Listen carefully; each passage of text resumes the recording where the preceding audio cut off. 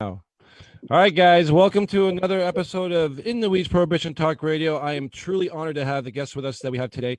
We are going to be talking about a lot of issues today about where we stand in our current industries, especially out here in the East Coast.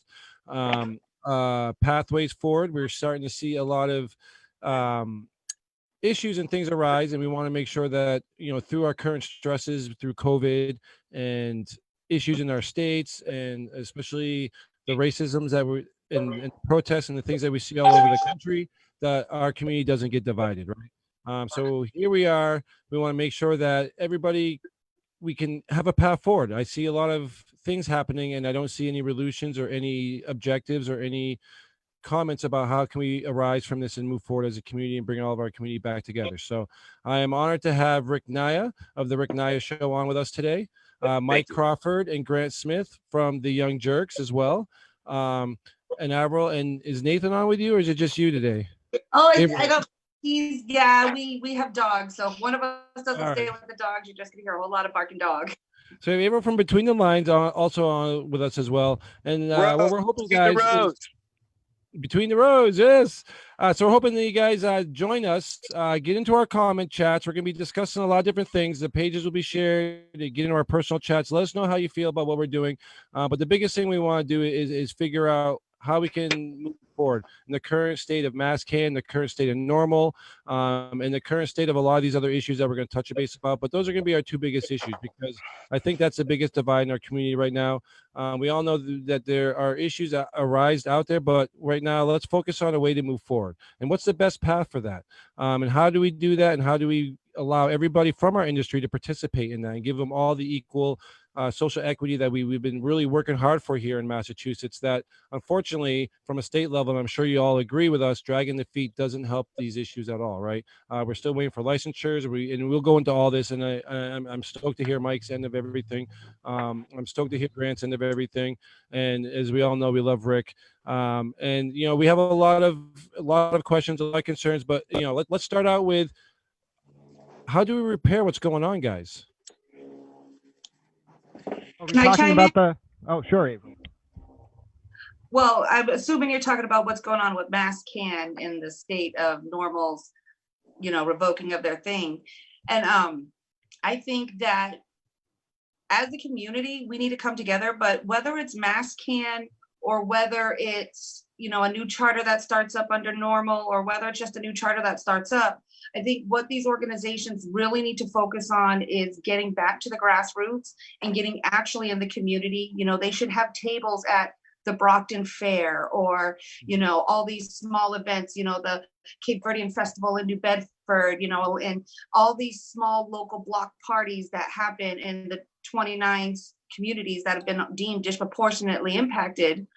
They should be in those communities telling, people, we're here to help your community. You join, help us help you, join up, find out what's going on. And they need to offer scholarship programs so that the people from these disproportionate areas, or, disabled individuals, things like that are getting it, where, $30 is a lot of money, and some people don't think it is, but for some people, $30 is a real lot of money, so maybe these people, offer a situation where there's a scholarship program so that, members of these communities who are economically oppressed can actually be a part of the agency, the organization. They can actually be an active member participating. And I think the biggest problem, like me as just a regular person, for many years that I had, was that a lot of these organizations only focus on what's happening in Boston. And they need to branch out across the state. They need to be on the South Coast, and they need to understand that, like, on the South Coast and Cape, we don't have the T, we don't have the commuter rail, we don't have all that. So, people are relying on really crappy bus systems. So, make it in the communities that are impacted, get right down in there and find out what they need, and then help them fix it. Don't come in telling them that this is what we're going to fix for you. Right. Yeah. Right. Yeah. It has to come from the community. Like, whether it's MassCann or something else. And for me, like, I've been, I was a former 10-year board member, 2-term president of MassCann, almost left the organization, supported them. But then anytime I criticized them, got a lot of crap. got a lot of crap, and a lot of people did, and it was bullying, and it was harassment, and it wasn't nice. And so what we're looking at now is, for me, when people say, oh, this drama or this controversy, like it's a bad thing. No, thank God it happened. For the first time ever, MassCann is actually addressing an issue in public. They're not trying to cover up. They're not trying to work with a good old boys network to keep control. For the first time, the good old boys network is totally out. They are out of power at MassCann. Like, I tried to do that 10 years ago and it didn't work. So I gave up on this. Like, I gave up on all of this. And this was the community that decided. So when people start raising their voices and saying this is how it's going to be or this way, I just shake my head at them, because I'm not saying that. You know, if anyone was to say that, it might be me, but no, I'm saying we'll see what the community decides. I'll say personally, I, for once in like 5 years, feel welcome at MassCann. I'm going to actually go to their event next Sunday. I loved what Robert Baby Boyce Jeffries did. I love Lorner. I'm watching them, and I know how hard it is to stand up. I know how hard it is to go against someone that you've sat across the table from. I know the politics of it. I know the nastiness and the threats and the blackmailing, and that needs to end, because our community won't put up with it. That's what we learned this week, is that our community will not put up with that anymore. And it was more than Sampson. It was the way that MassCann treated the community for anything. So that's how do we fix this? Listen to your community. Averyl already said some things. That comes from the community. So they need to listen. Whoever's in charge of MassCann, or whatever next NORML chapter there is, they have to not be better, think they're better than the community. They have to put the community above personal politics. Absolutely. And that's all I want to see with MassCann. I don't want to be, if some people asking me to come back and be president on the board, no, I don't want that, because that would be an extenuation of the good old boy network. Right. You see what I'm saying? Like, I was part of that. I even became part of that. You can't, and so we need new blood. We need women. We need people of color. We need black people. We need them to take over. This is their opportunity. Wide open. We want it. The whole community wants it. Everybody wants it. So it either happens or it doesn't. And it's not up to me. It's not up to anyone on this panel. It's up to that community. And that's a great point, Mike. Grant. Thank you. Transparency. I love everything Mike and Nate and Mike and Averyl said. I almost said Mike, Nate and Averyl, because I'm so used to saying Nate and Averyl. So I just, full disclosure, I have been a MassCann volunteer for a few months. I spoke at the Freedom Rally 2019, 2018. I'm not on the board or anything. I'm just speaking as Grant Smith. I'm not speaking for MassCann or anything. I think both what Mike and Averyl said is really so crucial. It's not just the community-driven change, which is fundamental. It's the transparency that enables the kind of informed discourse that allows the community to engender that positive change. And that fundamentally is what makes a legitimate system of representation, whether it's in our democracy on the state or federal level or the local level, or whether it's in nonprofits that are community-based. And that transparency has to go up and down. It has to be a matter of, one thing I actually wanted to bring up is, one thing that's causing a lot of soul searching around the United States in drug reform and policy organizations is that these organizations were set up sometimes dating back to 1964 with Lowell Eggenmeyer in San Francisco starting the actual cannabis reform movement by walking into a San Francisco police station, lighting up a joint and saying, I demand to be arrested, to hopefully start a movement. It was actually that ended up sparking the foundation of NORML by Keith Strupp in 1976 in Washington, and then another organization whose name I'm forgetting that was kind of a parallel to NORML. Now, obviously, NORML has done so much good work for 30 years, as have so many other of their local affiliates. But now we're at a point where prohibition is ending across states in the United States and almost on the federal level. And that induces some soul searching, because these organizations have to now be about more than ending the racist drug war. They have to refocus their mission in a transparent manner, in a way that enables them to start dealing with the racist legacies of that drug war and the way those manifest in the form of things like barriers to entry for social equity applicants to the adult use cannabis market, or reduced access to capital when trying to get into those markets, or reduced access to priority licensing because local cities and towns in Massachusetts don't have equity mandates. All of these things are manifestations of systemic injustice that were perpetuated through the drug war, and refocusing the mission statement of these organizations nationwide, not just MassCann or otherwise, is crucial to moving this community forward in a way that reflects the actual on-the-ground work being done by so many amazing people. Here, here. Right. Grant, that was awesome. Here, I have to agree. Rick, do you have Yeah. anything to say to that before I ask my next question for you guys? Yeah, here? I think, yes, thank you, Joe. And thank you, Grant and Mike and Averyl. You know, those are some very powerful statements coming from some very, you know, prominent people within our arena here in New England. And, you know, I don't like to chime in a lot. I just like to share the love. And that's my mantra. And I think everybody that knows me knows that this arena fundamentally was founded by a number of roots in our communities, pillars of our communities, to set a table that we could all sit down at. And I think a lot of times, like Averyl says, we lose track. We lose track of the legacies that have had to be created, and they were on the backs of so many others. And if we're going to look back at the history of hemp and cannabis, and we understand what it is and the situations that we're faced with now, as Grant was chiming in on, that, you know, humanity has a way of moving every so many years, 10, 5, 15 years, some social injustice or some social reform will come about. And then you get these mudrakers, and then you get someone like Mike, and then you get someone like me, and then you get someone like Averyl and Grant and yourself, Joe, that we have to rake the mud to get to the shells, and we have to see what's through this to make sure, because we're not going to be lied to. And we've been lied to for so long. And I have to agree with everybody that MassCann it's not that it has to be saved. MassCann is one of the roots and the pillars of the entire cannabis movement throughout New England. And there have been so many of us that have transcended through the organization and learned from and shared with and fought and bled and teared over. And just to have a freedom rally be recognized throughout the world as one of the premier, if not with the premier event, is something that we have to give credence to, regardless of the systemicness of different values of ethnic cultures and races and all of the different things that we go through.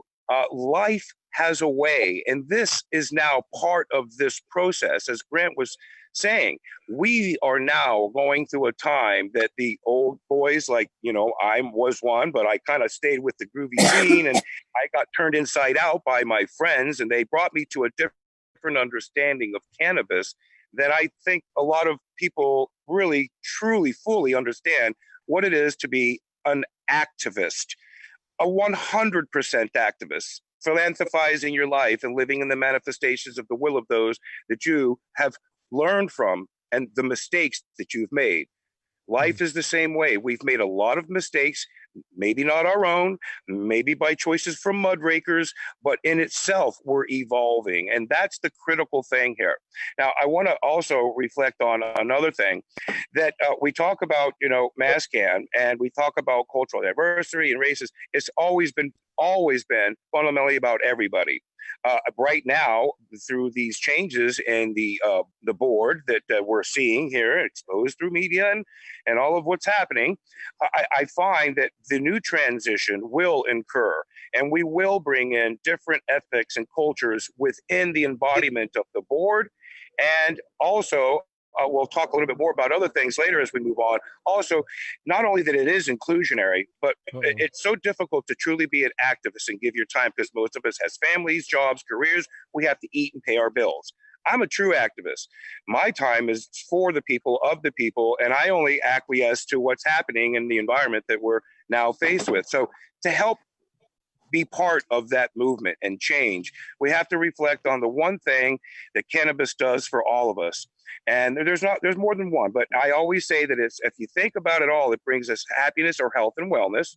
That's right. And a sense of love and compassion. And that is the fundamental roots of cannabis. We need to truly, and I said to Mike earlier, compassion is something that we're seeing to start come because of some of the errors of our own ways.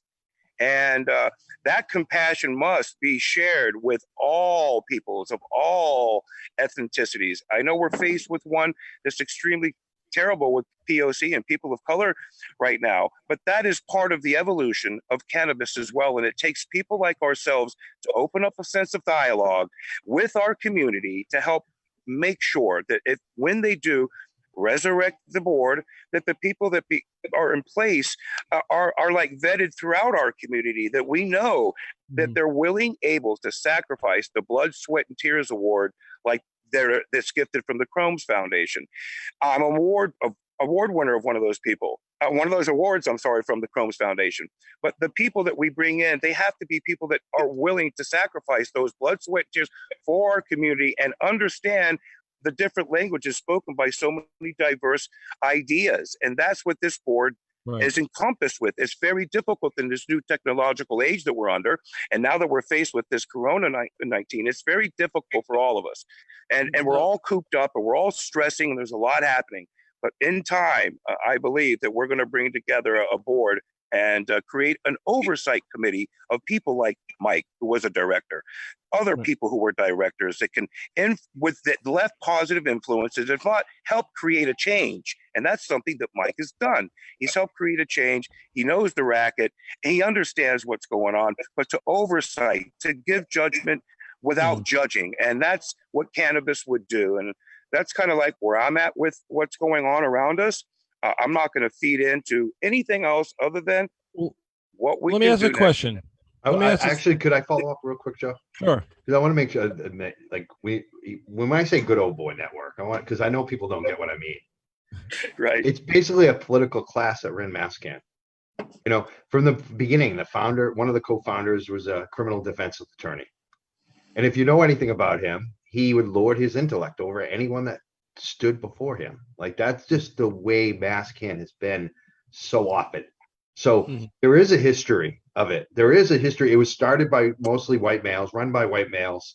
So I want to make sure I acknowledge that, because I know that's reality. And I think that needs to change. And I think that it can change. There has been, you know, it's not that there hasn't ever been Black members of MassCann. There have been, and there have been recently. I just don't feel like, from talking to them, and I don't want to speak to them, but you can listen to some of their words on our show. You know, they've testified. They didn't feel comfortable in a lot of respects. And that's what you hear over and over again. And so I think the cure for this is, like, Joe from MRCC. He's one of the most respected leaders around for people of color. He's got a plan on how to fix MassCann. And there are other Black leaders, people of color leaders in Boston that have plans and ideas. And so what MassCann has to do is, what's left of their existing leadership, is to listen to them and to take them in and to ask them who should we add to this board. You know, it shouldn't be up to me, actually. It should be up to people like Joe. You know, and that's what I'm talking about, new leadership. And I think MassCann's going to do that. I think that their community wants it. I think that they're going to get it done. But again, it's not up to me. It's not my decision. I support, you know, Black Lives Matter. I support it all. And I'm not going to crap on any Black voices that think otherwise, or having a different opinion, or think MassCann should go away. They are more than entitled to their opinions. And that's what I think we should all be champion, is allow people to they've had their experiences. That's what the old MassCann leadership didn't allow. You know, they didn't allow us to have criticism to fix things. If you don't know something's wrong, because you can't discuss it, you can't fix it. So go ahead. You know, Mike, I have an idea too that we've been discussing, and I think it's really critical that people like Joe and people from the other organizations that are out here that are larger and are already in the industry, that see the systemic problems that we've had to evolve through, that they can help with some guidance and help bring some sense of balance through this. And the board, you know, we talk about different colors of POC. Yes, we need to have inclusionaries. And I think we have to set up panels of these specific cultures so that they can bring in, and even if they don't speak English and they want to speak Spanish, go for it. If you speak Pakistan, baby, let it rip. If you're from Zimbabwe or from other nations and you want an opportunity to share this with your community, with this education, we should open that village to all people. And that's what's neat about MassCann. They came up with an education village that can have this opportunity and expand with these large companies giving advice from these different aspects of our arena. I think it's a good idea. Can I weigh, Rick?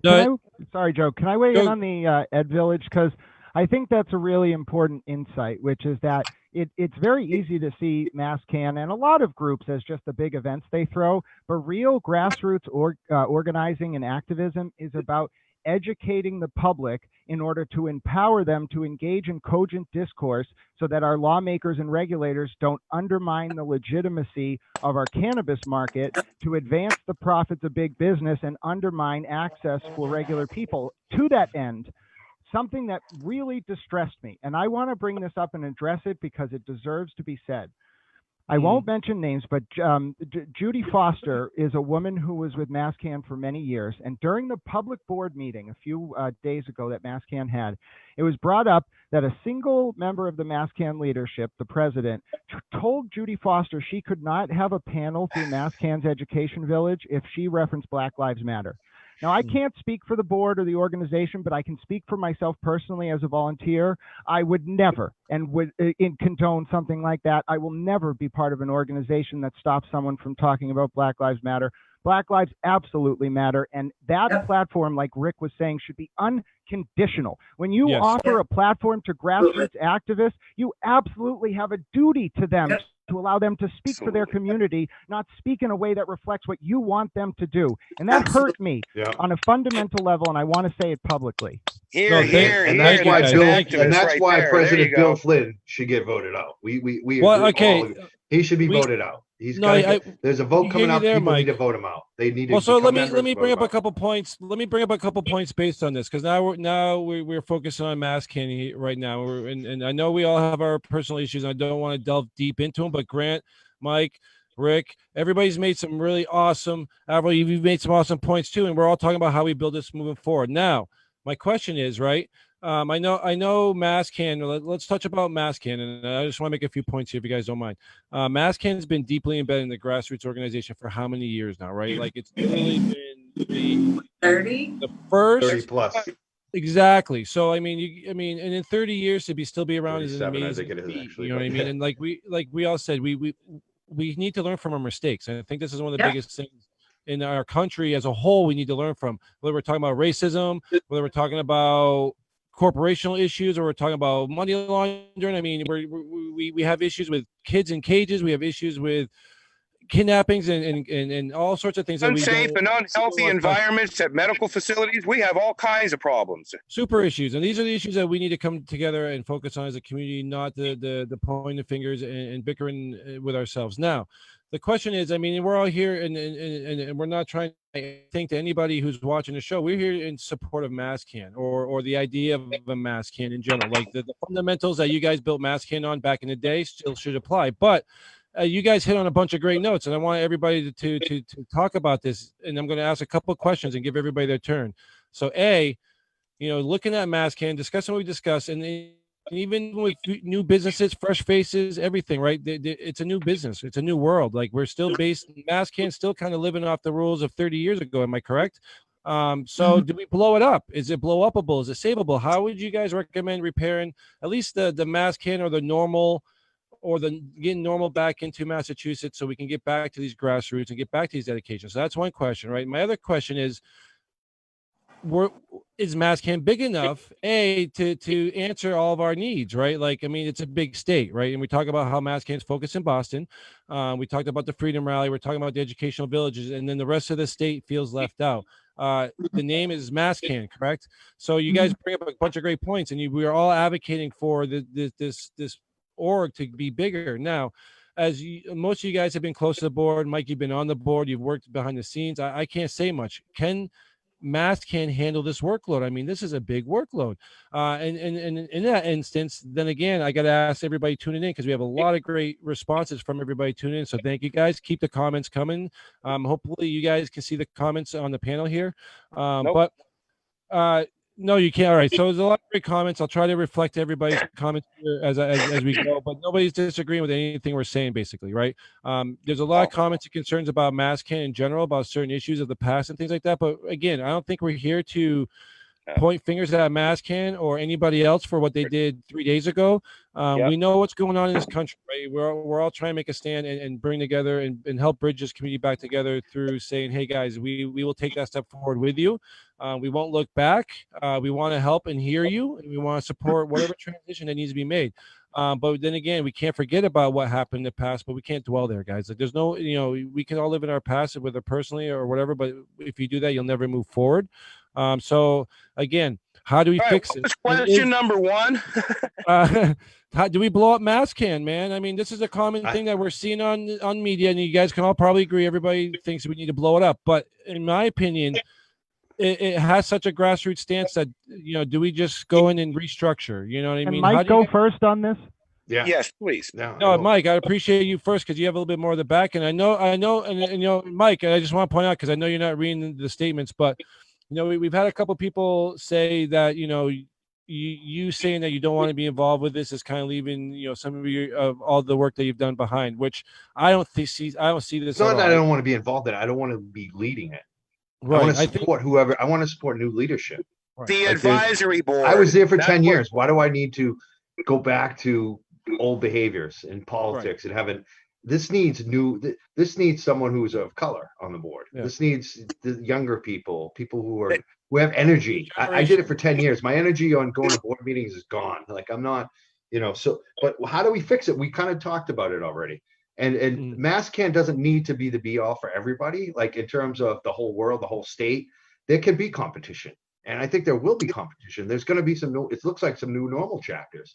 There's nothing wrong with that. Competition could be good. No. And let's see which organizations represent the community the most. There's a lot of different communities. I don't think one organization can cover all of the community of Massachusetts. They can try, they can do a lot more, but I think we have room for 2 or 3 organizations that would try to cover the whole community of Massachusetts, because geographically it's so large. So there's so much opportunity for MassCann. There's so much opportunity for new orgs. There's so much opportunity for existing orgs.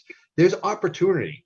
And when I talk to our sponsors, UFCW, this is like the biggest union in the United States for cannabis workers. These are professional national organizers. They became aware of this and they looked at MassCann. And these guys are like, they know what they're doing. And they feel like it's worth sab. After watching the hearing, which they were disgusted, like they didn't like Bill Flynn, they didn't like Sampson, but they saw they saw the community standing It's up one for of the largest grassroots organizations in the nation. Yeah, and they also saw, like, when you go to Facebook, how many likes are on that Facebook page. We could start a new NORML chapter in Boston, but it's not going to have over 100,000 likes, on Facebook. It's just not. Like, that MassCann Freedom Rally is so large in name. So what I want to see is, let's give an opportunity for the first time to have MassCann be women run, be person of color run, be black run. They've never had a black woman president. They've never had a woman president. Never mind white, black, Chinese. Wow. So they've never had a person of color running the organization, as far as I can tell. So let's give that opportunity and see if it changes. Let's see. Okay, I like to second that. I think that's a great notion. I think that's fantastic. It's a great opportunity, and if we can get people that are vetted within the industry that understand these complexities that we're faced with. You don't have to be from within the industry to be a grassroots activist. Just want to make that clear. I agree, but I think you have to understand the complexities of the cannabis arena, and that is like someone like myself and others to truly understand a lot of the large corporate needs around the nation. And like I'm saying earlier, what this message that we're leaving today is being watched by people of the world. Boston and the Freedom Rally and MassCann has always been progressively trying to move forward. This is a great opportunity for us to show the world and leave a legacy behind that this is what we do here in Boston. Right. This is MassCann also did have a woman president. I'm hearing that now. In a chat by I'm not sure. We need to confirm that, because I'm not sure about that. I could be wrong on that. He says Kara Crab Burnham. She says Kara Crab Burnham was a woman president at MassCann. I'm not sure. Was she of color? No. Now, Well, guys, let's touch base on a few of the comments real quick here. Now, and I have to agree with these comments, and I think you guys are on my belief of this as well.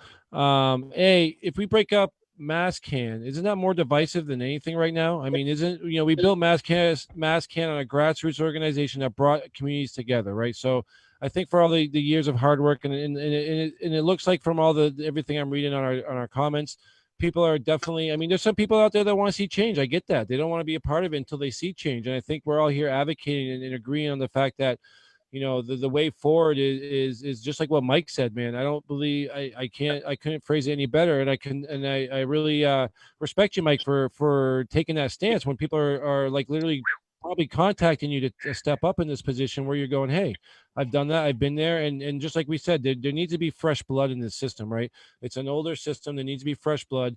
And within the board, like, do we expand the board? I mean, when I watch the board, like, for me personally, from being outside of MassCann, I'm not a MassCann member, and most people that are tuning in will know that I'm not even I used to live in Boston. I love Boston. It's where I grew up. I'm in Vermont now, but I'm deeply embedded into the community there, and I love everything that goes on. I'm always at all the events. We support everything. This is why I thought it was important to pull this meeting together, because from the outside world looking in, it's sad to see what's going on, but I see so many influential, powerful people saying, if we don't fix things, I'm not a part of it. People, if you're listening right now and you're one of these people that I'm talking about, give us your ideas right now, because we're listening to you. Mike raises a great point. If we break it up, does it cause more division? Averyl.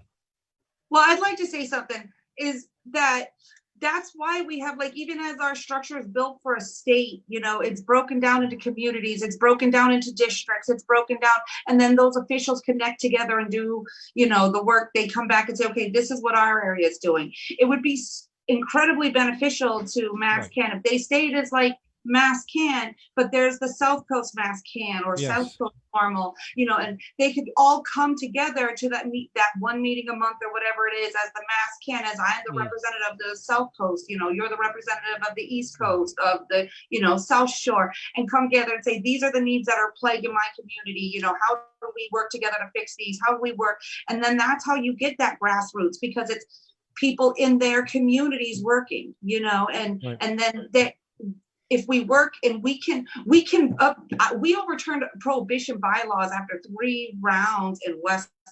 We had people saying that, the barbed wire fencing was going to kill the bald eagle in town. Like, we went against prohibitionists, and guess what? Westport has cannabis now. Like, we're doing this, and we can overturn bylaws. We can write new bylaws. We can draft new things. We know what's wrong. And all these old directors, all these people who got pushed out, they're other ones who should be part of that free membership, because if we don't keep the past with us, we will repeat the past over and over again. We need the people in the past saying, hey, this happened, and this is why it happened. Because this, we could have done X, Y, and Z 10 years ago, and it didn't work. But, now things have changed. So, systems are different, technologies are different. So maybe it'll work now. But at the same token, it might be like, no, that was an utter failure. Systems haven't changed enough. Let's not do that. But having subcommittees for each community so people can get involved. Nobody's involved with MassCann because it was too hard. Nobody from the Cape wants to drive to Salem. Nobody from the Cape can do that. People from way out in Western Mass, all over the place, they can't drive all the way out there to do that. Can I interject on this? Because this is why I think there's so much room for growth. Look at, although COVID and the recent sort of shift in our lives related to that has impacted especially those with disabilities like myself, perhaps, very intensely, and the whole world, it's also represented a opportunity to do exactly what Averyl's talking about, which is change about how we think about participating in not just our democracy, but things like grassroots organizations. And that's, I think, a very big thing that MassCann is going to be committed to doing. I can't speak for them, but enabling the kind of remote participation, not just for their education village panels, which are now online on their Facebook page, not just for their daily internal member hangouts, which they offer, but also for things like actually going to board meetings and member meetings and being elected. Yeah, and to that end, what I want to point out here is what I think was so crucial and integral to your question, Joe. So it's why I appreciated it, which is, where does the positive lie? And in my opinion, the positive lies on the policy work. MassCann and other grassroots organizations, like Averyl were saying, whether it's on the local level, the state level, the federal level, like NORML, are doing policy work to protect the cannabis plant from what can happen to it in the arena of government and corporations and avarice and greed. So I want to make 3 quick points before I turn it back to you because they're so crucial. In Massachusetts, there's so much important policy work to be done. We mentioned Joe Gilmore of MRCC, along with his amazing team members, Saskia Van James and Irving and so many others. They are working right now on a social equity loan fund for those in Massachusetts. It's Senate Bill 2650. That loan fund would allow EE and SE applicants to receive 0 interest loans while going through the application process and actually receive a financial assistance from the Housing and Urban Development Department to ensure they do not collapse while going through applications. Secondly, there's the policy proposal being kicked around in Massachusetts. When you're on the municipal level and the state level applying for a cannabis business, you have to basically go through the municipal process and then get to the CCC. When you go through that municipal process, there is no mandated equity structure, although there is a mandated equity structure for the Cannabis Control Commission, as an economic empowerment applicant like Averyl can tell you. So mandating that kind of local equity priority is so crucial. And then on top of that, folks may have seen what happened in Brockton with Mayor Joseph Correa and the investigations that U.S. Attorney General Andrew Lelling is doing into abuses of the host community agreement process. And that, Fall River, sorry. And that happened because the 3% cap on contributions in local host community agreements, which companies have to make with towns before getting licensed, were not being enforced. And what did that lead to? A situation where towns were asking big companies to buy fire trucks. And what that means is that local companies can't get those HCAs. So these are the types of policy work that get pushed down and ignored when we have to deal with this interpersonal strife and these issues. It has to be dealt with. There's no room in MassCann or any other organization for bigotry, hatred, or intolerance of any kind. But fundamentally, what gives me hope for going forward is the fact that I know the kind of people who come to these organizations are in it to make the kind of change that those kind of policy proposals reflect. Thank you, Grant. Now, Averyl, you literally hit the nail on the head for me in my next point question, where I wanted to kind of direct you guys to. And we're getting a bunch of comments, guys. I'm trying to write everything down to make points back to the board for us. Okay.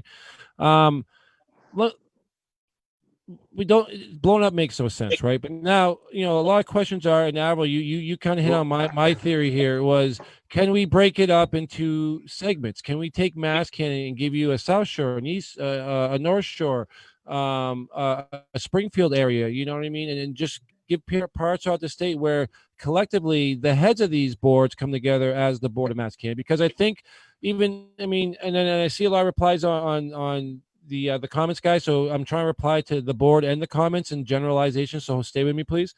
Because I see a lot of people are like, why can't we do it this way? Why can't we do it that way? Why can't we do it this way? I think what the beautiful part about what we're talking about now is these are all realistic moves, right? But a lot of people want to see action today, guys. We can't build it today, you know what I mean? But we can push for it. If we all can come to agreement on this panel, on whoever's listening to us, and we all take this and move forward through all of our chapters and our networks, and then really push an issue, we can get there, right? So now, one great question was board limits, which is, I'm going to throw a couple questions out there to have you guys reply again. And I don't want to leave you out, Averyl, so we're going to start with you next. But so board limits, that I believe is something that we should discuss. But now, with the discussion of breaking it up into separate areas and doing things, Grant made a great point, and Rick made a great point. We're all making this point. We live in a new era, right? We live in a new age, and ever since COVID, we've all, even as media personalities, have understood that we had to make a change, right? We've all changed from different platforms. Some guys, you're utilizing your platforms better. We were on radio. We had to switch off because there's no such thing right now, right? So with all of our platforms, with everything that we do, we've had a change. We see the change. I mean, we've all probably ate our pride in the last 2 years on some subjects and decided to move forward in the betterment of the community, right? Now, with that being said, if we devise, if we make a board, and like we said, the hardest part about Massachusetts is its size, right? It's a big state. We have online platforms. We're on an online platform right now. You know what I mean? So there's ways we can really push MassCann to the next level with even the educational panels, right? Which I see we're doing. So a lot of people are commenting about like, why is MassCann not online? Guys, they are online. I watch these shows. They're great shows. They're giving education. They have a full panel bigger than what we have today, right? So again, a lot of it's about education. I think when people get mad at something, they're not looking at the full picture. They're just looking at MassCann for certain issues, and I'm not going to disparage those issues. So hold on though. It's not our place. I want to be very clear about this. It is not our place to tell people how to feel, because if they come at this from a perspective and they tell us as a person of color, as someone who is marginalized, someone who suffered, we have to listen. And like you said, it would be a shame if MassCann gets blown up. And hey, that's up to the community. And maybe it won't be a shame if there's valid reason to blow something up. So all of this, you're asking me about like regional stuff, and that's up to the community.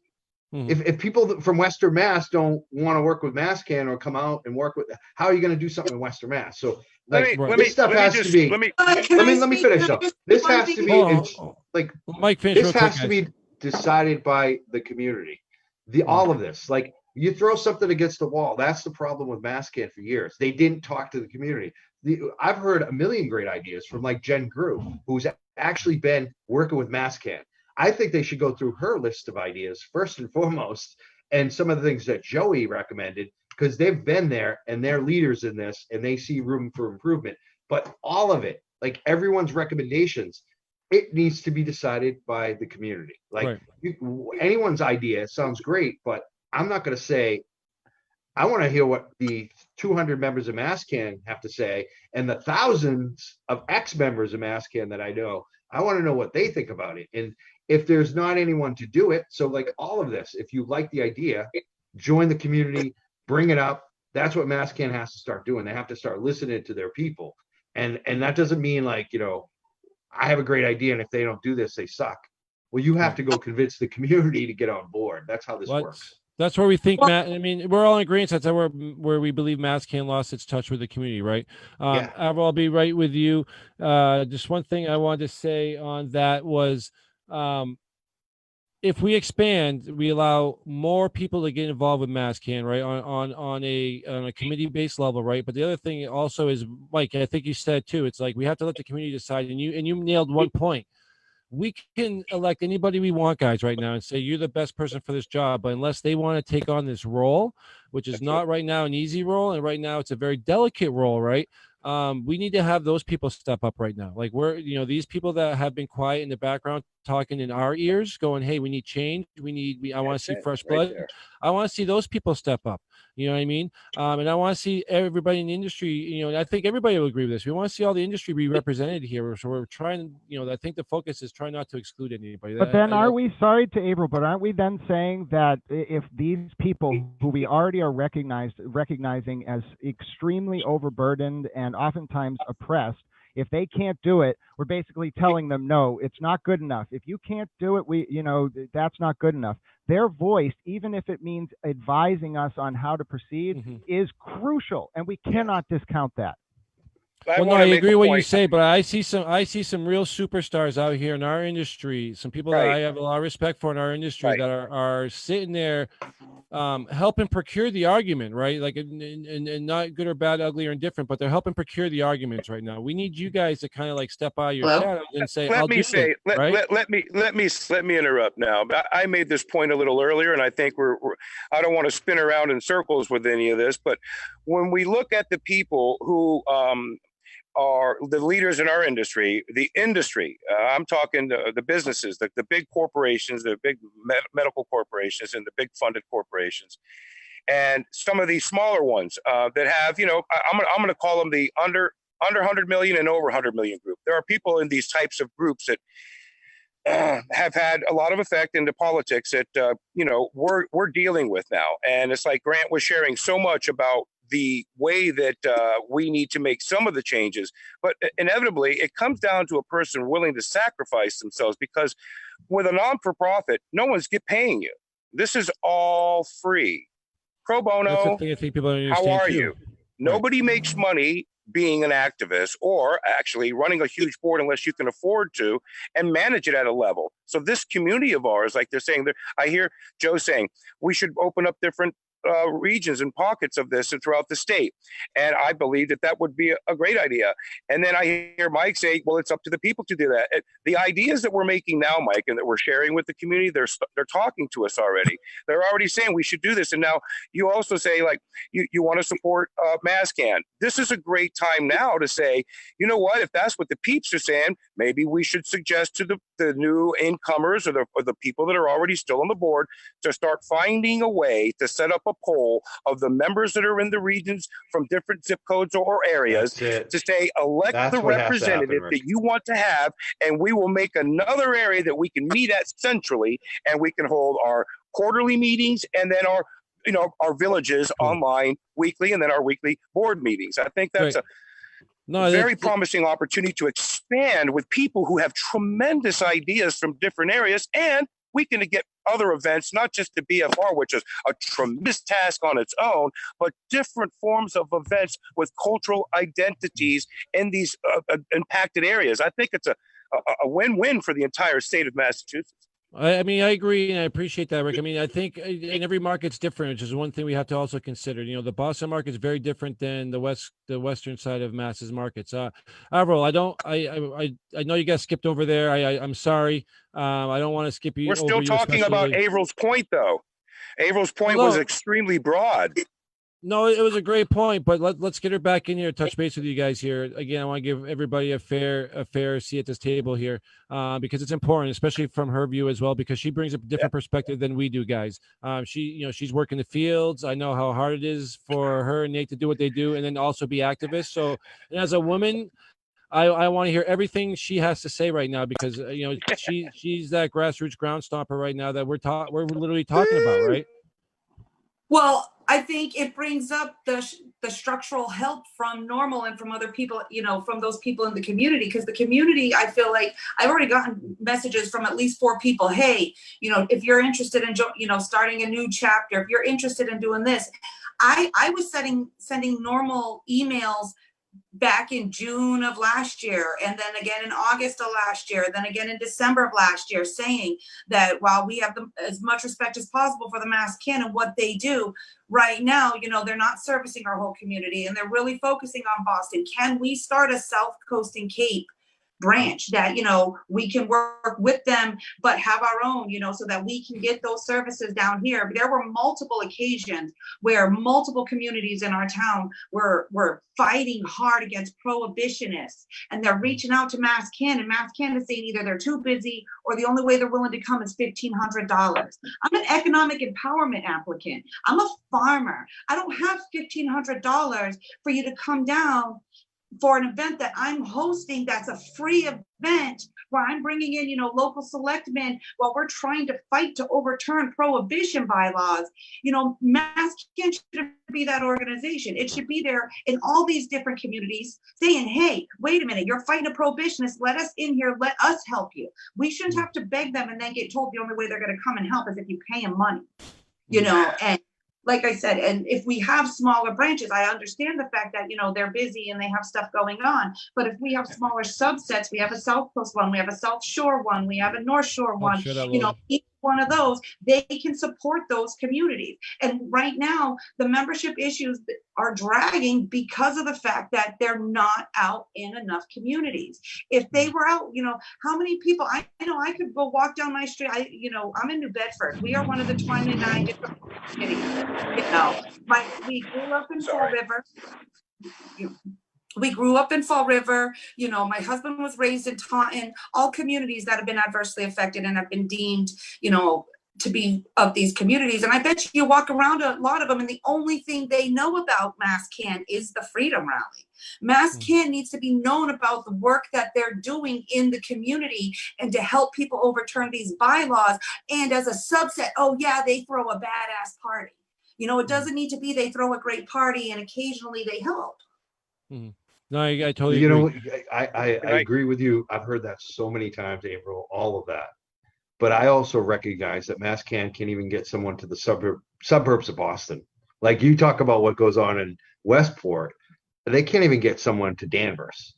Do you know what I mean? Like, so this isn't like that. That's the way I look at it. Like when you can't even cover what you're supposed to be covering, and now we're going to talk about the whole state. So like, yeah, I mean, this is all, you're right.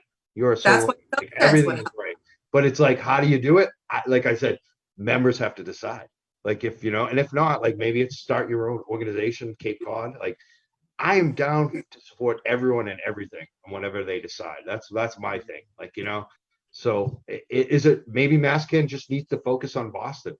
Right. Like, seriously, because Well, like they have trouble I'd getting like to people say, the I'd like to bush. say, let's go back to the origins of MassCann and the Boston Freedom Rally. Really, what was it to how it starts? So, and you have to consider that part of the evolutions they've gone through. And I said earlier that Averyl's point was so broad and encompassing, because when you go into different chapters in a state as large as Massachusetts, the representation of misinformation starts occurring, and then, as we all know, things start to sway. I like the idea of having a oversight board or committee that gathers to help keep these regions within the program, and have the representatives from those areas be the ones that do like I've done solely, like with Heather Brown and Erica Golter and Joe LaChamp, myself and Matt. Very few in New Hampshire.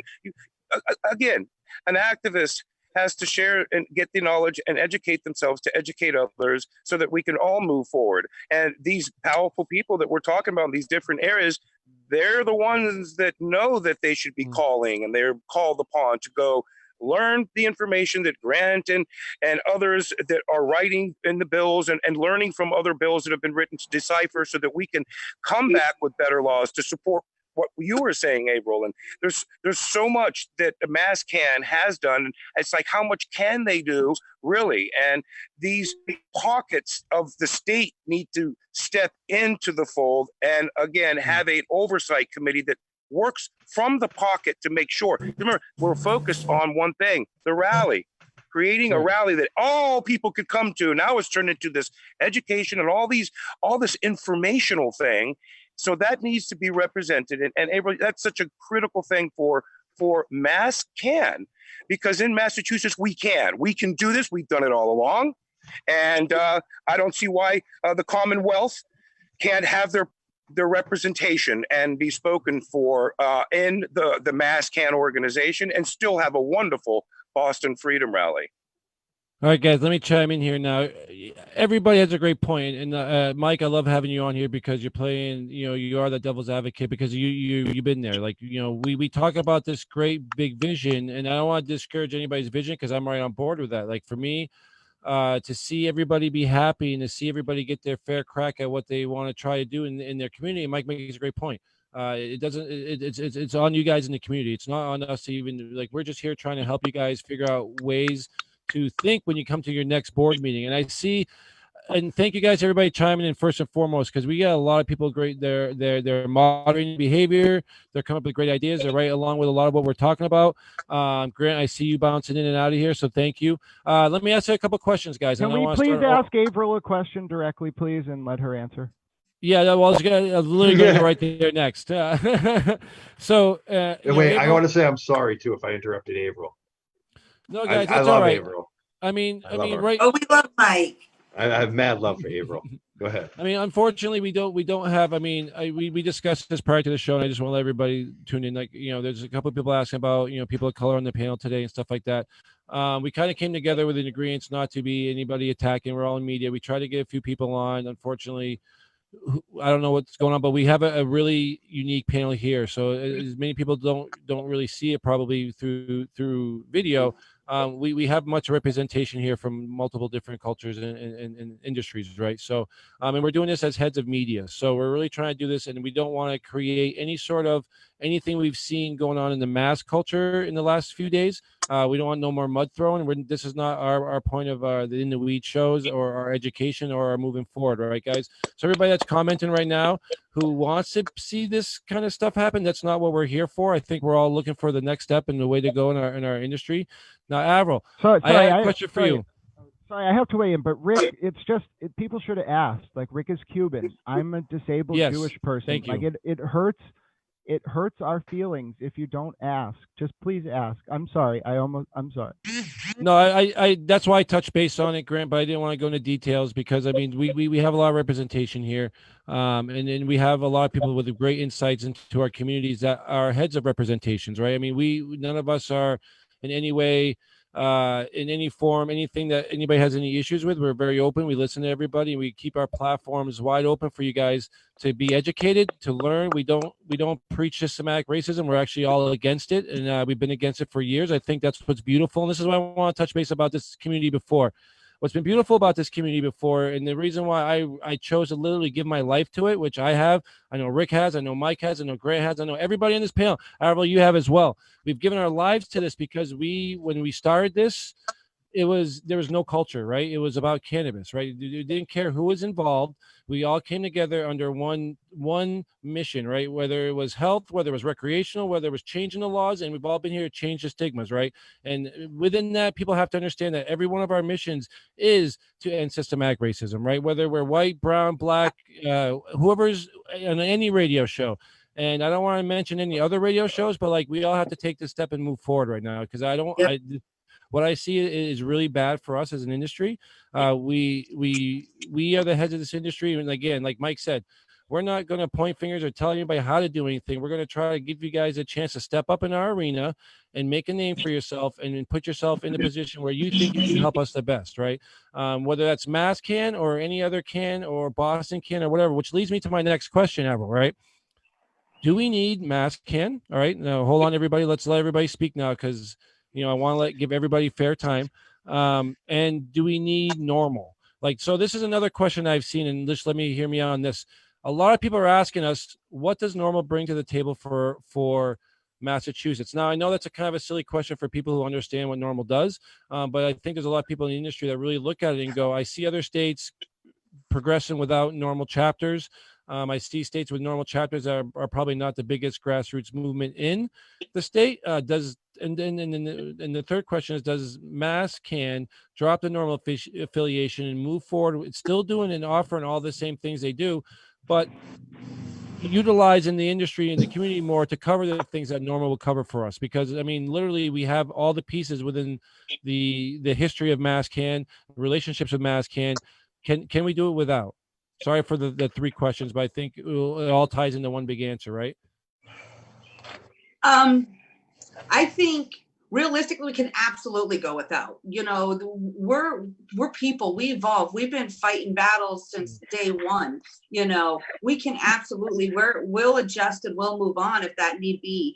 I think coming from starting a committee in my community, a town sanctioned, state sanctioned committee to overturn cannabis bylaws. They had some bylaws that were already in there that from a medical standpoint, and it was a lot easier to make the adjustments to those medical laws to accommodate the needs of our community than it was to write all brand new bylaws. Those bylaws, a lot of the wording had already been approved by the attorneys, had already been, done that path. So it sped up the process a little bit, instead of the town attorneys having to look at a 15-page document, right. They're looking at subsections of a document where we made the necessary changes. So I think in one sense, it is a little bit easier. They do have that 501c, they already have their statuses. So, it's easier to start beginning to accept donations and to, do the things that you need to do to get an organization off the ground. But I don't think that they're needed. If NORML crushed down and MassCann crushed down, Massachusetts people stand up and do what they have to do and continue to do the fight. And we'll still continue to do the grassroots stuff, and we'll be talking amongst ourselves, and we'll be meeting at the KOP bench and up outside the state house, and I think that'll all still happen, fingers crossed from Corona. So but I think it to have that stuff in place and people come in with the plan of getting rid of it and changing it and updating it is a little bit easier than starting 100% fresh. And while they're doing that updating, they can get rid of the logo and they could revamp it, you know, and Thank you. get rid of that soldier guy. And, you know, they can do all that sort of stuff right there while they're doing it. You know, while they're updating those bylaws, they can make sure that they're pointing out the facts, you know, that as an organization, they have to be grassroots in these communities, be in, you know, those 29 disproportionately impacted communities, working with them directly to find out how do they get them involved and get them to the meetings and get them, because it's not just about being a member. You know, part of being a member of anything is actual involvement. You know, when we're going up against towns and we're doing these committees and we're fighting with all these people and town people are coming in going, well, I didn't know about that. And you're like, no, we've had a meeting every single Tuesday for the last like 10 weeks and it's aired on your public access channel, and we sent you out flyers and we put a notification in the newspaper, and you know, we went door to door knocking, we sent out flyers, you know, we did all this stuff to get you there.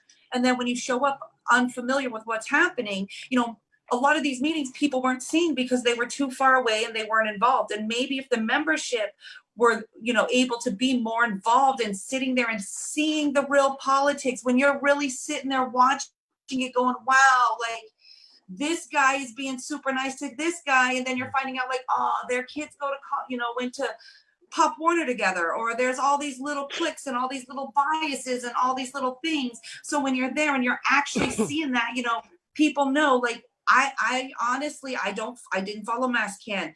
I did not know that Bill was, you know, all this stuff was happening around Bill because I wasn't paying attention. I wasn't watching the videos. You know, I knew what was going on around Samson, and I was invited to the educational villages a few times. I would say I wanted to go, but I just could not be affiliated with Samson, you know, and that was my choice to make. But we need to we need people to feel comfortable going, whether it's virtually or in person. They need to actively be involved. And the community wants to do that. They want to do that. It's just, it needs to be made accessible, whether it's hosting the meeting, it being MassCann as a whole, but MassCann once a month move that meeting, you know, to different sections, to, you know, is in a different county, in a different area. Whether it's, you know, little things like that go around, you know, so that they go all over this community. They need to be all over, or it's not MassCann. No, and I appreciate you saying that. One thing I just want to remind everybody is let's not use names on our boards today. Sorry. I just don't want to call people out. I mean, we all know the issues, and I'm sure by now everybody who's associated with us it knows how we feel about those stances. We'll just, if we can, just refer to the issues. Because I mean, and sadly, you know, these issues have come up, and I apologize for anybody listening. And again, we don't want to be those people. We're not throwing mud, but these are issues that you made a great point. No, it's a great point. That's why I didn't interrupt you then. But these are issues that we have to overcome. I mean, and again, it really starts with, you know, like you said, how do we do it? We rebuild the board. Now, the last question that I don't think you quite answered for me, and this is one thing I really want, I respect your opinion for, is NORML.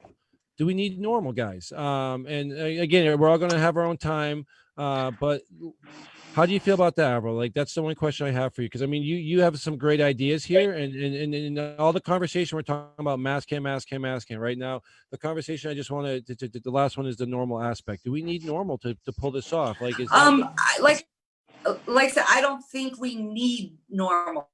You know, I don't think that's the requirement.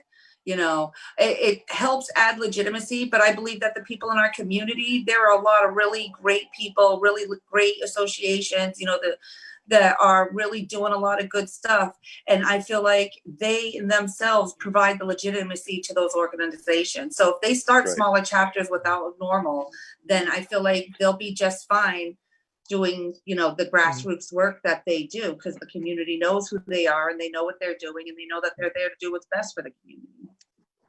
And there are grassroots chapters out there, guys. So it's not like MassCann or NORML is your only option. I mean, the reason why I ask about NORML is because, you know, in Vermont, and again, you know, moderating from Vermont, we have a great point of view of what's going on, and being deeply embedded as we are in your community, we have a great couple of points. But here we are in Vermont, and we're not led by any NORML organizations, right? And the biggest problem is like what, again, and I'm going to keep referring back to what Mike said, because I think it's a great point. We need people to come out and work. And Averyl, you've kind of just touched on that too. As great as this could be, guys, and as great as everybody wants this to be, as great as everybody who's commenting on all of our comments and who's reaching out to us on a daily basis, until you guys decide to step up and attend and show up, no matter how it happens, right? And I think at this point, we're all kind of in agreement that if MassCann were to move forward in any sort of positive direction, they need to really grab onto this digital media, right? Like in these kind of platforms, because it's not going to be easy for the western side of the state to be a part of what's going on. It's not going to be easy for the guys who have been a part of this organization for many years, who, like Mike has said, has left because of certain issues and things that have aroused because of the way things were either done, planned, or like dealt with. And again, like, and we're, the racism stuff, the stuff that we've all just kind of touched the base upon, like to see some of the angles that people have taken on that is surprising to me. And I applaud the community for really coming together and making the stand of saying, because I mean, we could be quiet, guys, and everybody could be doing the same thing we've been doing for the last couple of years and just letting things go and letting things go and letting things go. And like we first touched on this show, is as a nation, we're starting to see that people are really starting to make their voices heard, and there are people are listening. And I got to applaud people like Baby Boy for really being a integral part of communicating with that community and taking a stand and doing what was right, regardless of his personal issues, which is what we're literally all trying to do here as well. Grant. And yes, can I just quickly say, my sister is with me sick. I may take off and leave you guys to finish the discussion in 10 minutes. If I do, I cede all my time to Averyl. I wanted to weigh in there on Baby Boy because so I just am a member of MassCann, and there's been no one who has been more active from a member's perspective in terms of listening to what I have to say and actually taking it to heart and representing what I felt needed to be said. So I just want to give a huge shout out. We've talked about a lot of constructive criticism, and in a very positive way with no criticism. I want to say I am very honored to have known Baby Boy, and I'm very grateful to have crossed paths with him, and I wanted to thank him. Awesome. I think we all everybody loves. Here's what's funny, he's still the Boston guy, and even though he came up through the ranks of old school and all this, Bobby separated himself. He went to enough meetings, he got to feel what it's like to be in the board situation, and he got to adapt to that kind of understanding that I need to separate this. But again, never, ever, ever bring the POC word around Bobby. Bobby will be the first person to jump up with me and others of color immediately. That's why we don't even talk about it. Right. But it has to be, and I understand that, but Bobby gets my definite yes. For sure. Well, as Averyl.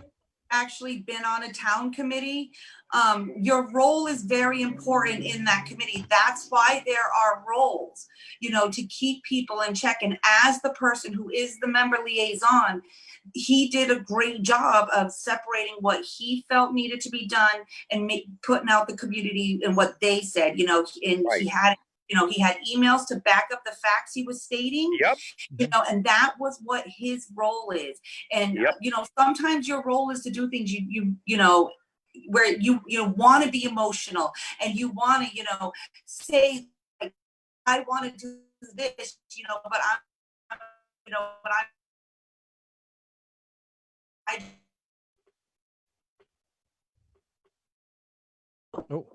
Do think we're losing her.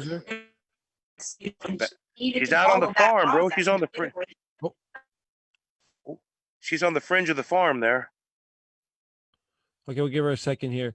Guys, again, thank you guys all for being a part of the show. And I'm just going to respond to a couple quick comments about the humble leadership. And again, you guys made a great point. Thank you for Baby Boy for stepping up. Now, the thing that amazes me, and Rick, you kind of just said it before, and this is probably some of our systematic cultural issues are, right?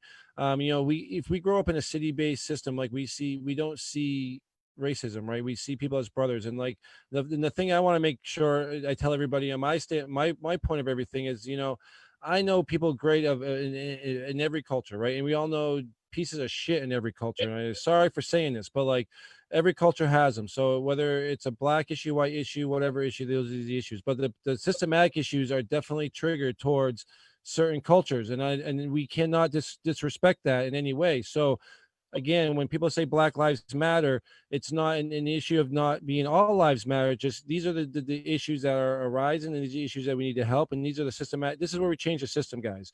Right? And sadly, numbers speak for themselves. So we can sit here and talk about it all day long, and we can have this argument. But Black Lives Matter is something that we need to pay attention to. The numbers do not lie. I'm sure nobody's going to disagree with me on this panel because we've been talking about it. But there's ways to handle it delicately, and there's ways to handle it very non-delicately, and we've seen some really bad issues of both sides, and right now we want to move forward, guys, right? And we want to open this platform to everybody. We don't, everybody's welcome here. So on that note, though, I want to get back to Averyl because again, I got a lot of chimes, guys, and we're getting off on a sidetrack here, but a lot of comments about NORML again, and I know, and I want to have everybody's opinion on this. I really do want. I'd like to say something about NORML. I haven't had a chance to speak about NORML. Hold on, I asked Averyl this question like 20 minutes ago. I just want to finish this one and we can go right back to you guys. But then again, Rick, Grant does have to go, and this is something I really want to hear Grant's point of view on. So if you don't mind, if we go Averyl, Grant, and Rick. Okay. Yeah, just on the NORML thing. Do we need NORML? Everybody's talking about like Washington. NORML wasn't there. NORML isn't here in Vermont. NORML hasn't really pushed much people or helped many grassroots organizations in other states from what I'm seeing being reported on the comment sections from other people, right? Do we need them? Just real quick. No, absolutely not. I don't think we do. Okay. So Grant. There is a great book that I want to recommend to people. It's called Grassroots, The Rise and Fall and Rise of Marijuana in America by Emily Dustin. And this was her PhD thesis, and it is hands down one of the best books I have ever read on the history of the legalization movement, dating, as I mentioned, back to 1964 with the arrest of Lowell Eggenmeyer. And here's what I'll say about NORML. I think NORML absolutely should continue. I think other groups absolutely should continue. And I think fundamentally, if we look back, I mentioned a little bit earlier about how in 1964, Lowell Eggenmeyer walked into a police station in San Francisco, lit up a joint, and said, "I demand to be arrested," because he wanted to spark a national movement. His lawyer was a guy by the name of Mr. White. Mr. White started LEMAR, which was a contraction of legalized marijuana in the West Coast. And Keith Strupp in 1967, I believe, could have been a little later, 1976, I think, started NORML in Washington. And NORML, from its very foundations, has been one of the most effective lobbying organizations for cannabis. They've done so much good work, and I think a lot of that context gets lost because it's so hard to look back through the history and tease out the good, because as we know, almost everything about cannabis prohibition was negative. It was a racist structure that facilitated an injustice that has left a legacy to this day that is impeding communities across the United States in ways that groups like NORML and MassCann absolutely must make central to their mission going forward if they're going to actually achieve what their mission is about. And that's why, although there's not a lot of positive to pull out of prohibition, I really recommend folks read this book by Emily Dustin, because you will learn a lot about the history of NORML, about the history of other activist organizations, and you'll get a sense of why it's worthwhile to be positive about the future, because I really do feel that community-driven organizations in times of social change are fundamental to enabling legitimate structures of representative democracy. But thank you all for the time. I'm going to cede any other time you would have given me to Averyl, and I'm going to leave you all for the night. Okay, thank you, Grant. We love you. And I just do want to clarify one thing, though. I'm not saying I'm against NORML as a whole. I feel NORML is incredibly important in certain communities and in certain states. It has done a lot of great work. I'm saying in our particular situation right now, if NORML chose to leave, I believe our grassroots people will form an organization, or it doesn't even have to be an organization. We will bond together and we will still continue to fight for those things that we need. I'm just saying, as a from Massachusetts standpoint, I don't believe that we need NORML to continue to fight. Has NORML gotten stale? Real quick, guys. No, sorry, I'm going to go, but I'll answer Averyl because it's such a crucial point. Even if NORML decides to reconstitute a different chapter, fundamentally, grassroots activism is about building coalitions to achieve regulatory, legislative, social, civic, and political change in the interest of the greater good. I'll work with anyone interested in doing that, and I'll happily shun, reject, and get rid of anyone who's not. So thank you all. I'm going to leave now. Hi, Grant. Thank you, Grant. Love you, All right, Grant. so the one thing I just want to interject here, and just because I'm seeing comments right now, again, it's about the NORML issue. We were talking about how we all feel that MassCann's kind of gotten stale, stuck in a rut, whatever it was, right? Old, however we want to put it, right? There's multiple ways we can explain this, right? Has NORML gotten to that point as well as a national organization? Are they supplying the support to Mass that Mass needs? Because I'm seeing a lot of people who are in different markets across the country saying, under legal issues, under pushing bills forward, under all the things that they turn to NORML for to help, they're not there. So that's something I'd really love to hear. Rick, wait 1 second. Mike, I want to ask you this because you're you're embedded in the MassCann NORML, so you've dealt with NORML directly, and you're seeing what NORML is doing now, and then we'll get to Rick right after that. But Mike, let me hear I what would you have to say correct Grant too. NORML's been around since 1970. I heard him say 76, 77. Yeah. Been around since 1970. That org's been around a long time. I've had issues with them myself personally in the past. Similar incidents almost a decade ago where they didn't step up. So to see them step up now on this is kind of interesting to me. But for me, again, I'll go back to it's like whatever I say is meaningless because it's going to be decided by the community. The community has a lot of available vehicles that they can do their work in. Yeah. I don't care what they choose. I'm going to support them. Like people like Averyl, you know what I'm saying? It doesn't matter if Averyl's with MassCann or outside of MassCann or with NORML. I'm going to support Averyl. I'm going to support, like, if you look at our show, we're talking about, someone was talking about timing guests today. I would have them time the guest on my show. Like we give them a platform. That's what we do. Like we just listen to people. The best shows on our show is like the host talking the least. Honestly, like that's how we do it. And I think that's what we're going to continue to do. Like, I don't care if it's with like Grant said, I'm going to work with whoever Averyl's with, whoever the good people in the community are with, that's where I'm going to be. Those are the voices. Wow, man. I dig that coming from you, Mike. I think that's groovy because, as I said before, like my mantra, everything, I share my love with everybody. My show is a little different because everybody's like my friend or I've met them. Whereas you're like a journalist, like a mudbreaker. You're so good at that. And what I like about it is you do something, you stick with, then you move on to another one or another one or another one. But then you come back to something if something pops off, like this instance with the MassCann. And you did it in a way, there was some tact and couth with it. I'm going to commend you for not going off as you had in the past and now stuck to the guns of let's make change. I'm going to be a member. I'll hold accountable them with my show and guests and views. And I think that's indicative of who you are. That's really, it's nice to have in our community at Bay. I remember when I first met, as I mentioned many times, I was like, whoa, I got to be careful with these guys. Well, what do I got to be careful about? I'm just out sharing the love.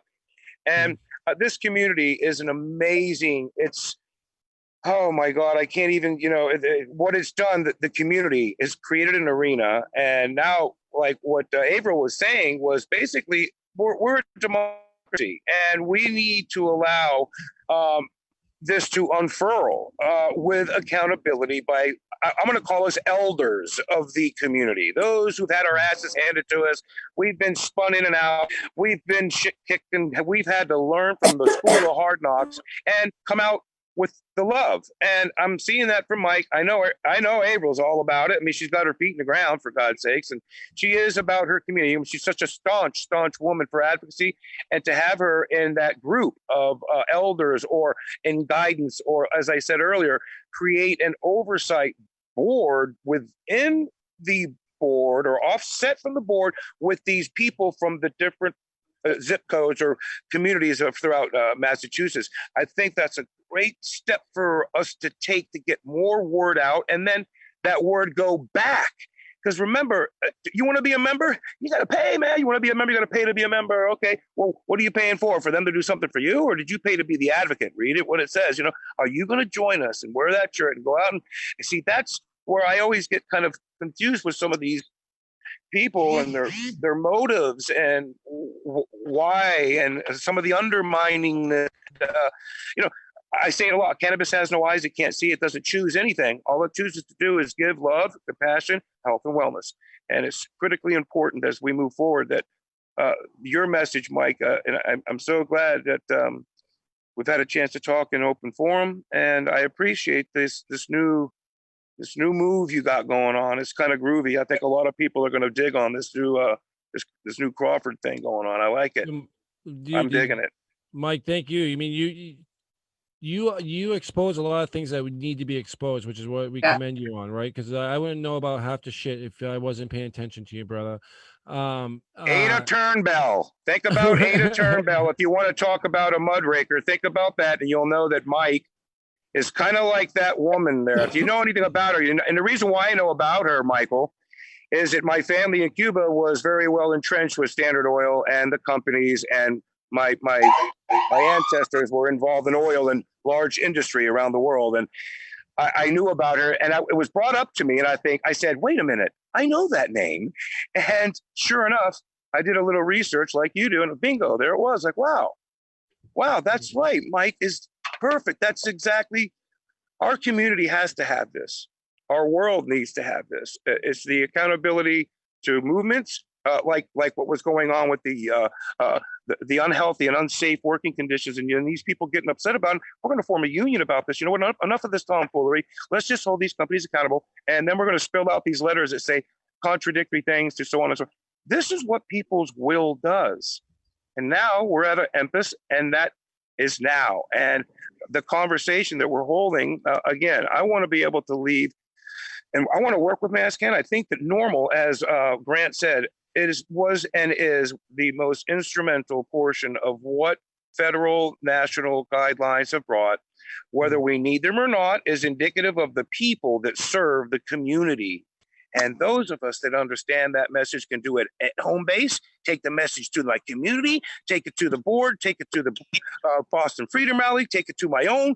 I'm going to create my own board in my own community. There are so many things that can be done, but in itself, the roots that have been dug so deeply by so many people's bloods and tears and sweat for that Boston Freedom Rally, and for so many people now that have shops, that I'm on the gray now, I got my labels, I'm on the fly, I'm on my cups, I'm all this. Hey, it's time to recognize that, yeah, we need to be hearing from all these different communities, and not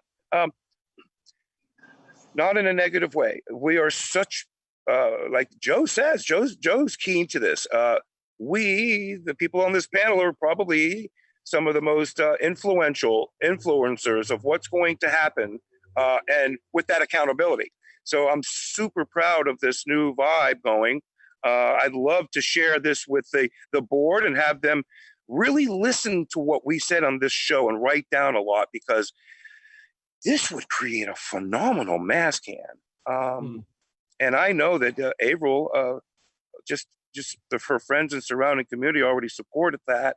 And I know Mike's help and many others out west. And there's a lot of people that would like to take that helm to bring it together to the board, so that when we do the Boston Freedom Rally, we can do the Boston, Massachusetts Freedom Rally, or the Massachusetts.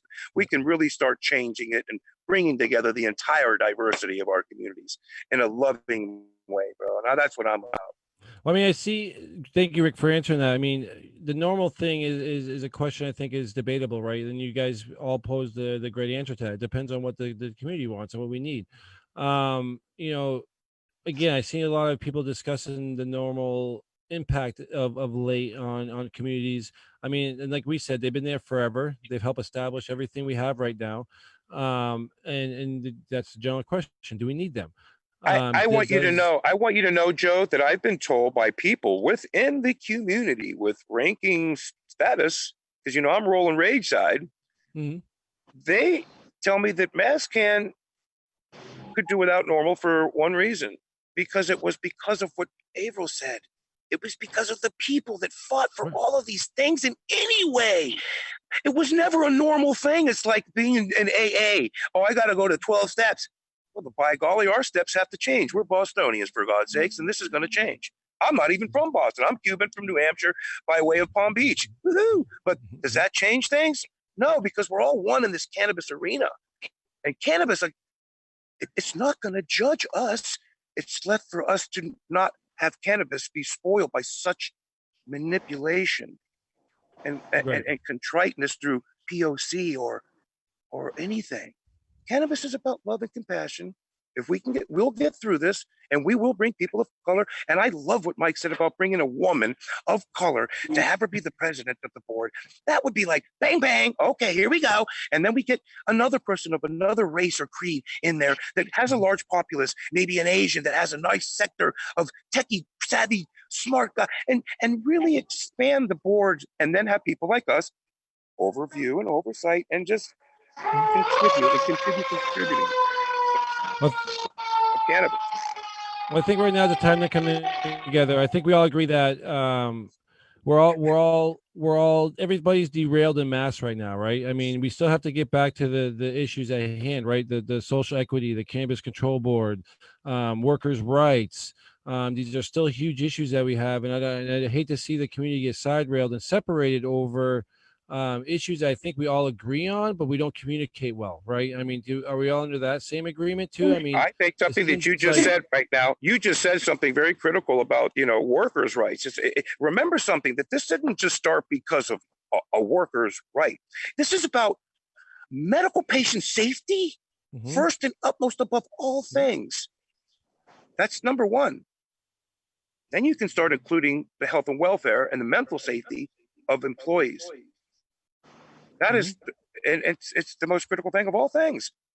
So we need to consider again, it'll all reflect back on my soul is all about cannabis.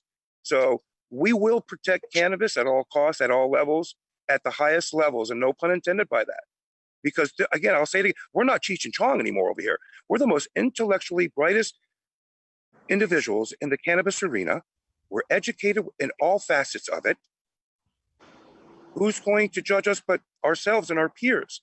It's the legacy that we leave now that's going to last 1,000 years by bringing and keeping this tree alive and letting the fruit fall and grow, and the squirrels bring it home. Trust me, we'll all come together again, but we'll do it in a different way. So people like Averyl's group and the group out west in the Northeast and this group, hey, they're part of the Boston Freedom Run because they got big contributions, bro. Why? Because the lab's out there, and because they got big companies that want to invest in that, and they want to, and that's the kind of inclusionary thing that's required now. We must move forward in a very healthy manner. The commonwealth is what we're looking at. So that's what I'm all about. That's what I'm sharing. Man, I appreciate that, Rick, for sure. I mean, we never want to leave out the medical side of anything, because I believe there's still a lot of work in almost every state on that note, and technology comes out every day. And the thing that we're really trying to push forward is, with the younger generation, I think Mike was even trying to push on it before. These are the guys that are now in the trenches that we dug for them, right? These are the guys that are now in the front rows. We're not in these medical offices anymore, guys. We're not on the streets. Mike, Mike is one of those few guys that go, and they're literally every place I look, Mike's there representing, and sadly we don't see other organizations representing. And this is why the big call out to the community is necessary for you guys to say who's going to step up, right? It can't be Mike. It can't be 3 or 4 people every weekend, right? And everybody wants us to do the right thing. Everybody wants to tell us what to do and how to do. And you hurt this person, you hurt that person, but at the end of the day, like who's out there cheering Mike on? Who's out there holding his hand high in the air? Me. You know what I mean? I'm cheering It's Mike a very on. few, right, Mike? Like let's talk about this, because you're the only one I've that's always brought this, respected Mike. I didn't know that he loved Ada though, so now it's another world for me. It's like, Well, I don't think it's anything in for itself. I've watched him evolving, and that is the most critical message that I think a lot of us in media have to see. Mike Crawford's evolving, and so is the community, and it's nice. It's a beautiful thing, and I don't want to say, but for those that are out there right now watching, it's time, and it needs to be laid to rest, and we need to move on in our paths that are constructive and supportive, and not assertive and disentaining. I will not entertain anything other than the peace and the love within the community. And I hope that all of us bring home that message that enough is enough. Cannabis doesn't deserve any of what's happening here. And if individuals feel like they've been persecuted somehow, one shape, form, or another, trust me, when cannabis rears her head, the community already knows. It's something that is unlike anything else that we will ever experience in our time. Not like music, having a child. When she rose her head this time, she will send her message. And now it's for us to do that and carry this message wholeheartedly with the fruit of the tree that we've already planted. There's so much education out there, and these education panels are so wonderful, and they can be done all over from different Zooms and different groups all over the state that we can all support and get in on. It's a phenomenal opportunity for us to do what the Commonwealth should be doing and setting an example for the world.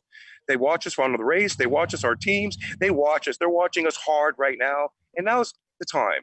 You know, again, I'm not from here, but I'm brought here. I'm asked to be here. And that in itself is humanity speaking. It's a blessing and it's an honor to be able to speak on behalf of the citizens this way. And I hope that we all adhere to this new change that must be had. For the people of POC are just like cannabis. When they raise their head, their voices must be heard. Thank you, man. I'm all done. That's great, Rick. Yeah. I appreciate what everybody's saying, and I love it. You know, again, I'm still responding to. I'm going to respond to a bunch of comments that we've seen. And I'm not going to address them specifically, okay, guys? And whoever can see the chats, you guys will see what's going on. But anyways, I think one of the best things, and I'm going to make a couple comments, about cannabis is it really is one of the most culturally diverse industries of our planet. It's one of our most largest industries. It's global. It's on every continent. There's not weed, not anywhere in this world that you're going to tell me that doesn't exist, right? Now, within that, we see the whole global movements. We see everything come together. And what we're discussing on this panel, and what I appreciate what has happened with this panel, and I hope all the people are tuning in and see this now and in the future and refer back to what we discussed today. Really appreciate is that we all kind of put aside our issues with people. We've all kind of put aside our personal I guess, again, issues for the greater good, right? And I think speaking to that on some of the comments, I mean, we've seen two people come together on this panel to discuss the future of cannabis that we all respect. So I think if we all can get past our issues and go out personally, and I'm going to say this again in retrospect to a couple of shows we watched earlier today, is, you know, if you have an issue right now, guys, go shake the hand of the person you have an issue with, talk it out, and move forward, because even without that first step that you can do in your life, you're not going to be able to make the bigger movement, right? You're not going to be able to step forward and tell someone else to go do that in a whole industry or a whole .org or a whole MassCann or anybody else to make that movement until you as an individual can go do that with somebody that you have the issue with in this community, right? So whether doesn't need to be done socially, which is what we see happening now. It doesn't need to be done on anybody's time, on your own personal time, guys, because the industry right now, it makes no difference. It's the same issues we're talking about, right? The community. I want to say thank you to the community out there, because, you know, the Cann community is rocking and we're cool. We're good peeps. Thank you, everybody. Thank you for not, bashing and coming on and doing what's it called, calling out and all of this business with me and others.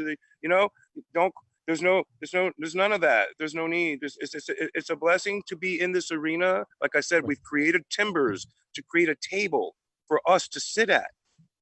There's no need for this indignation. And again, if it came to you in our arena, again, when she rears her head, you'll know.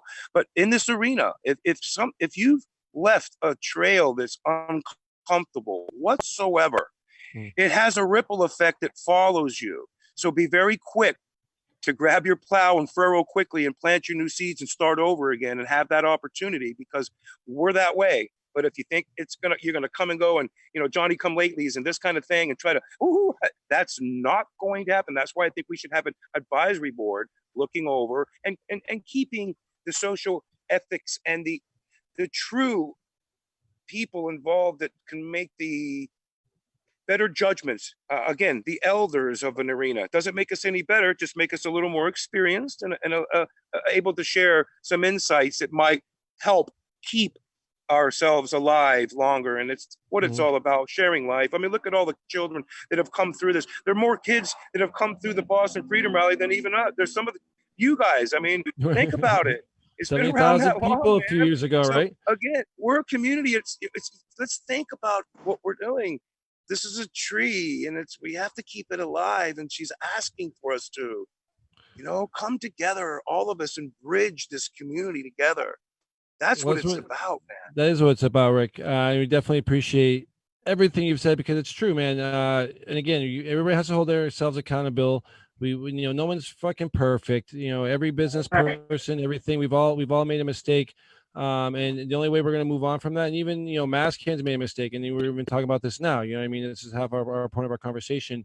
And everybody's asking them to be accountable. So what I want to ask everybody is to look in the mirror tonight and hold ourselves accountable within the industry that we're working in, to move ourselves forward and pass some of these issues, and to extend a hand and a hug to somebody that you normally wouldn't, right? Like, let's, what's the best part about this industry? It's a huge industry, and it can service everybody who wants to participate in it. We don't need to throw stones. We don't need to call people out unless there's a necessity to call them out. And again, when we talk about racism and stuff like that, I applaud that people are getting called out. I applaud that people are standing Mike up. For that, man.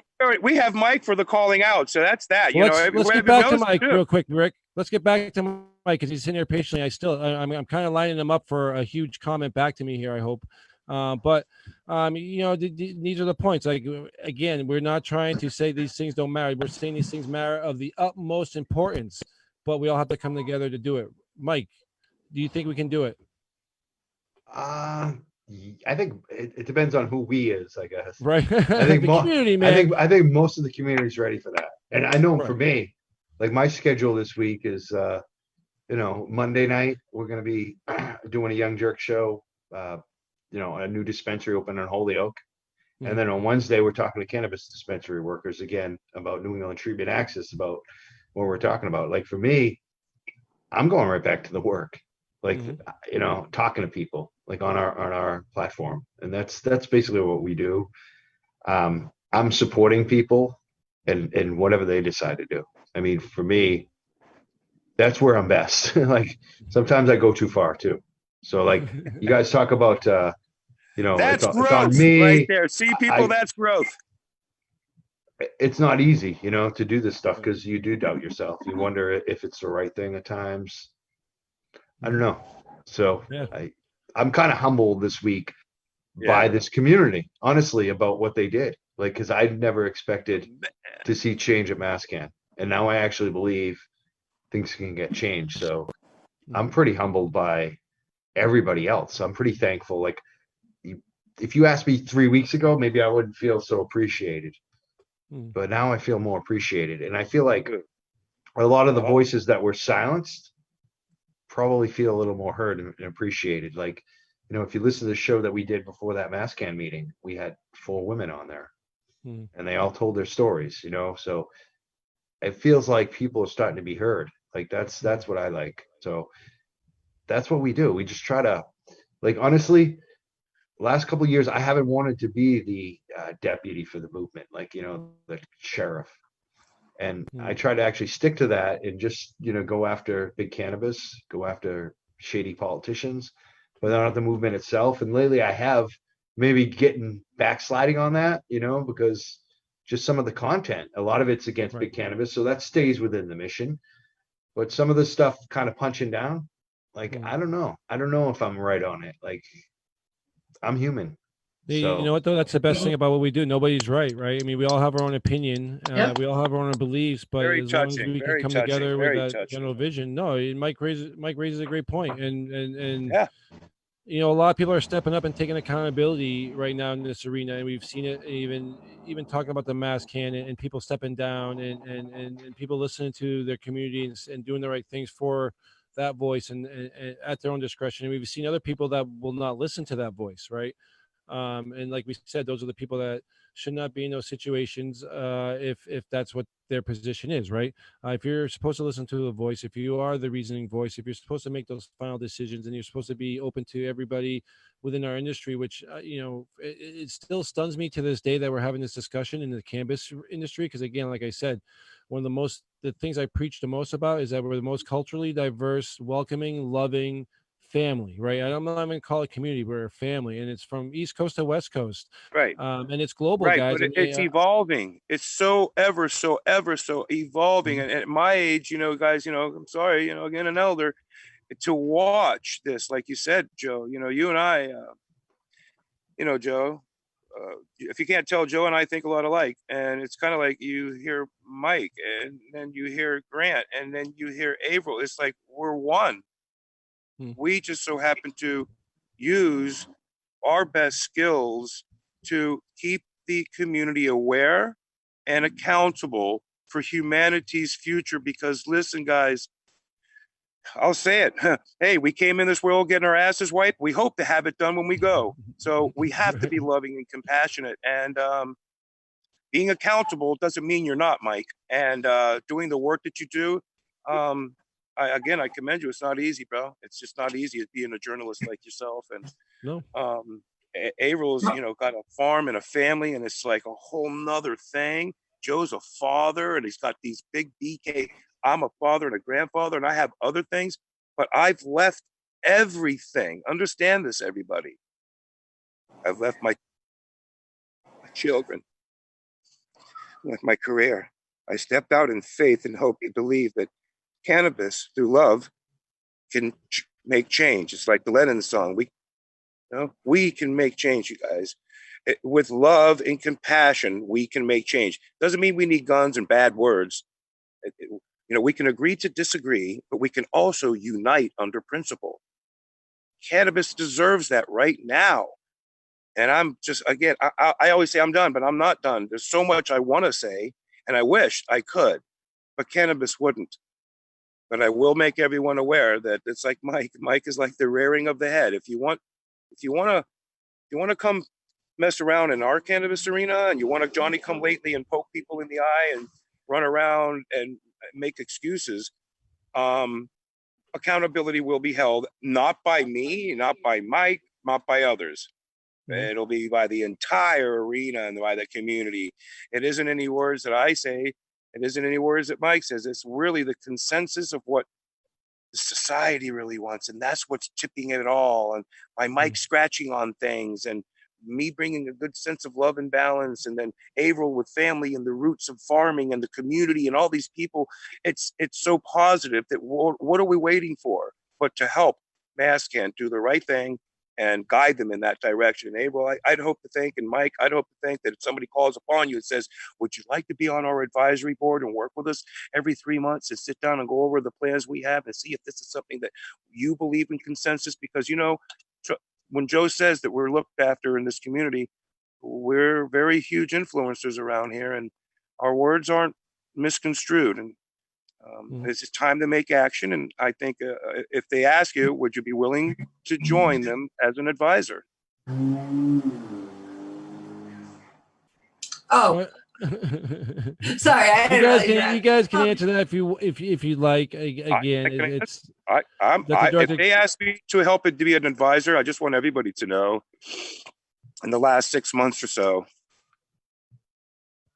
since all of this has occurred, it was very humbling to be reached out by the MassCann community and to be called upon and to speak with others about a lot of things. Because let me tell you something, what happened the other day was already something that the entire community had spoken to me about.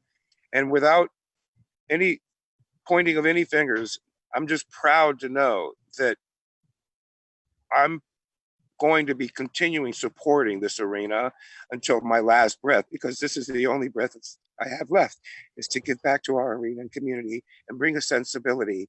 I don't like to use the antiquity words, but there's a sense of nobility and chivalry that goes on with cannabis.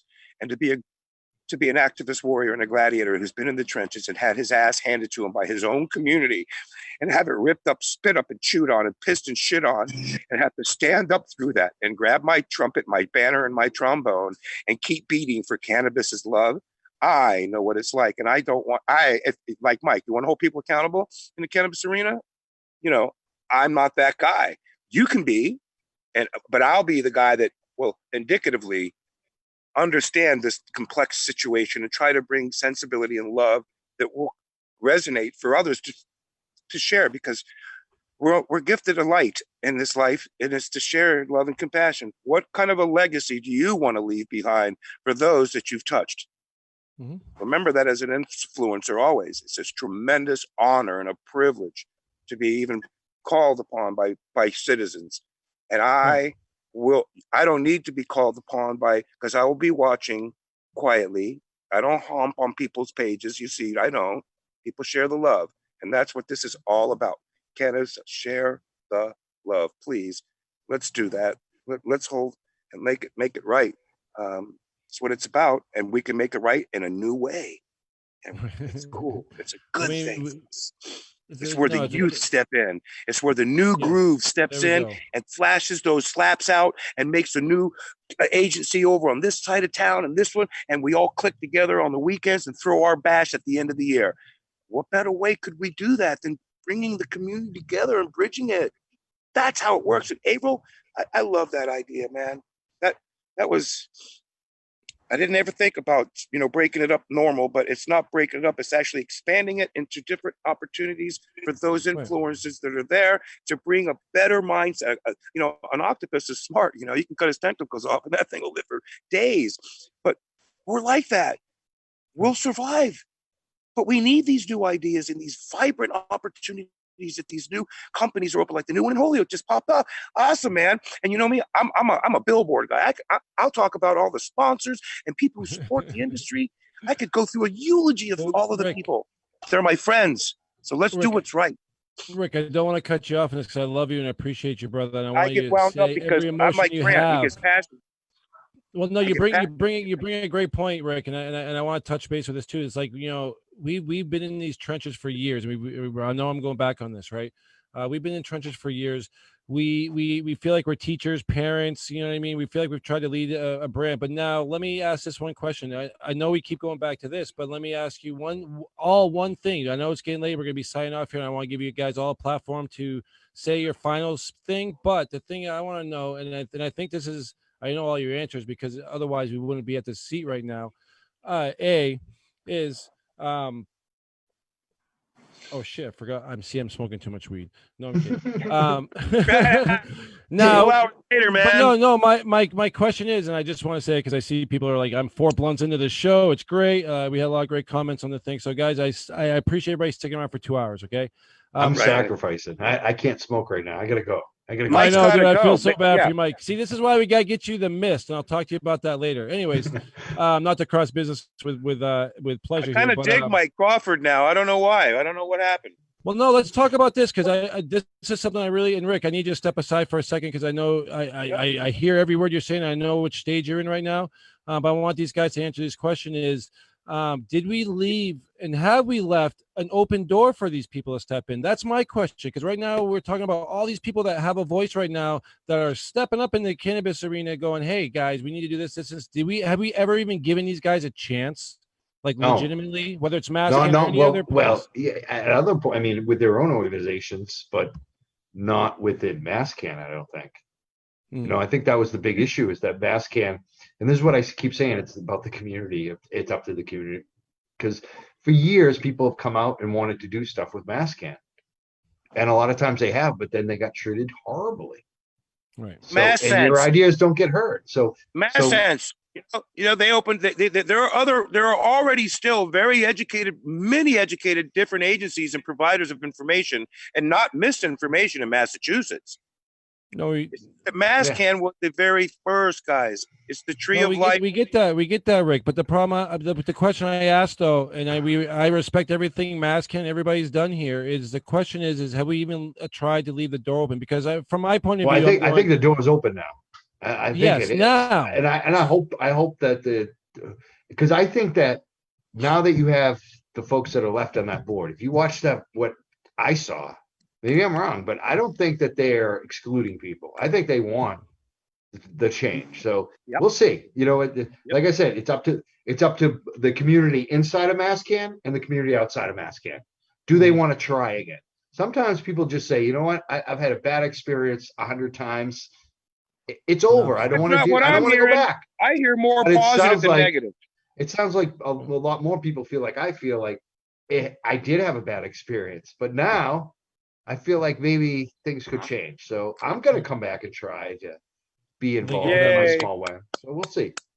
Right now, if Mike, if you can look at yourself and say that, I think everybody within our industry can really look at ourselves and say, yeah, okay, they fucked up. Let me help them fix the next round, right? And that's what we're calling on everybody tuning in right now. And I know a lot of people might not believe it, but I think Mike said, I agree with Mike. Like all of a sudden, that door is open, and I wanted to say that point because, I think the hardest part for these people to feel like they can enter an arena that there's no chance. You know what I mean? We see social equities holding them down. We see the states holding them down. We see the cannabis control commissions holding them down in a lot of points. Mike brings up points every week on his show, the Young Jerks guy. So make sure you check that out on all these issues that are surrounding our industry, right? And even on the corporate level, which is a level. And guys, we never been touched base on corporate level of anything in our state, and we've never been one of the coolest things I've ever done to a show. We've never even touched on the money aspect, right?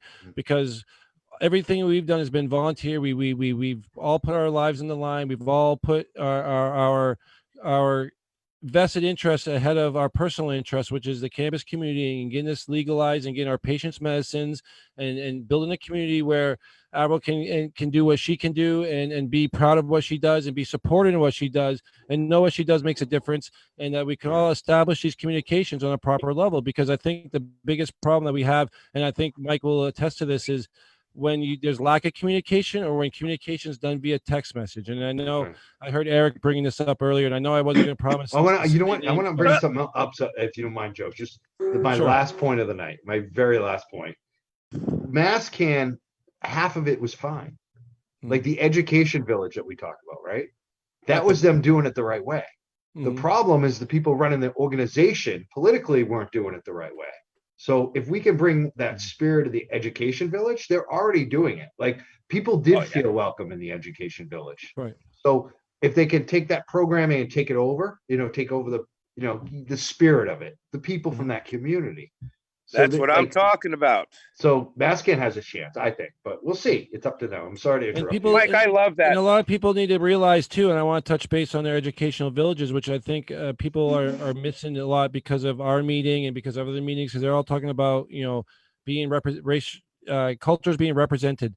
The educational villages guys had some of the best cultural representation you'll ever find in the industry. They brought out people from all sorts of aspects, women, different races, and they all gave them the chance to educate and be part of those things. So when we talk about the board and issues, I think Mike brings up a great point. Like those they were very properly done. They were very in tune with the community.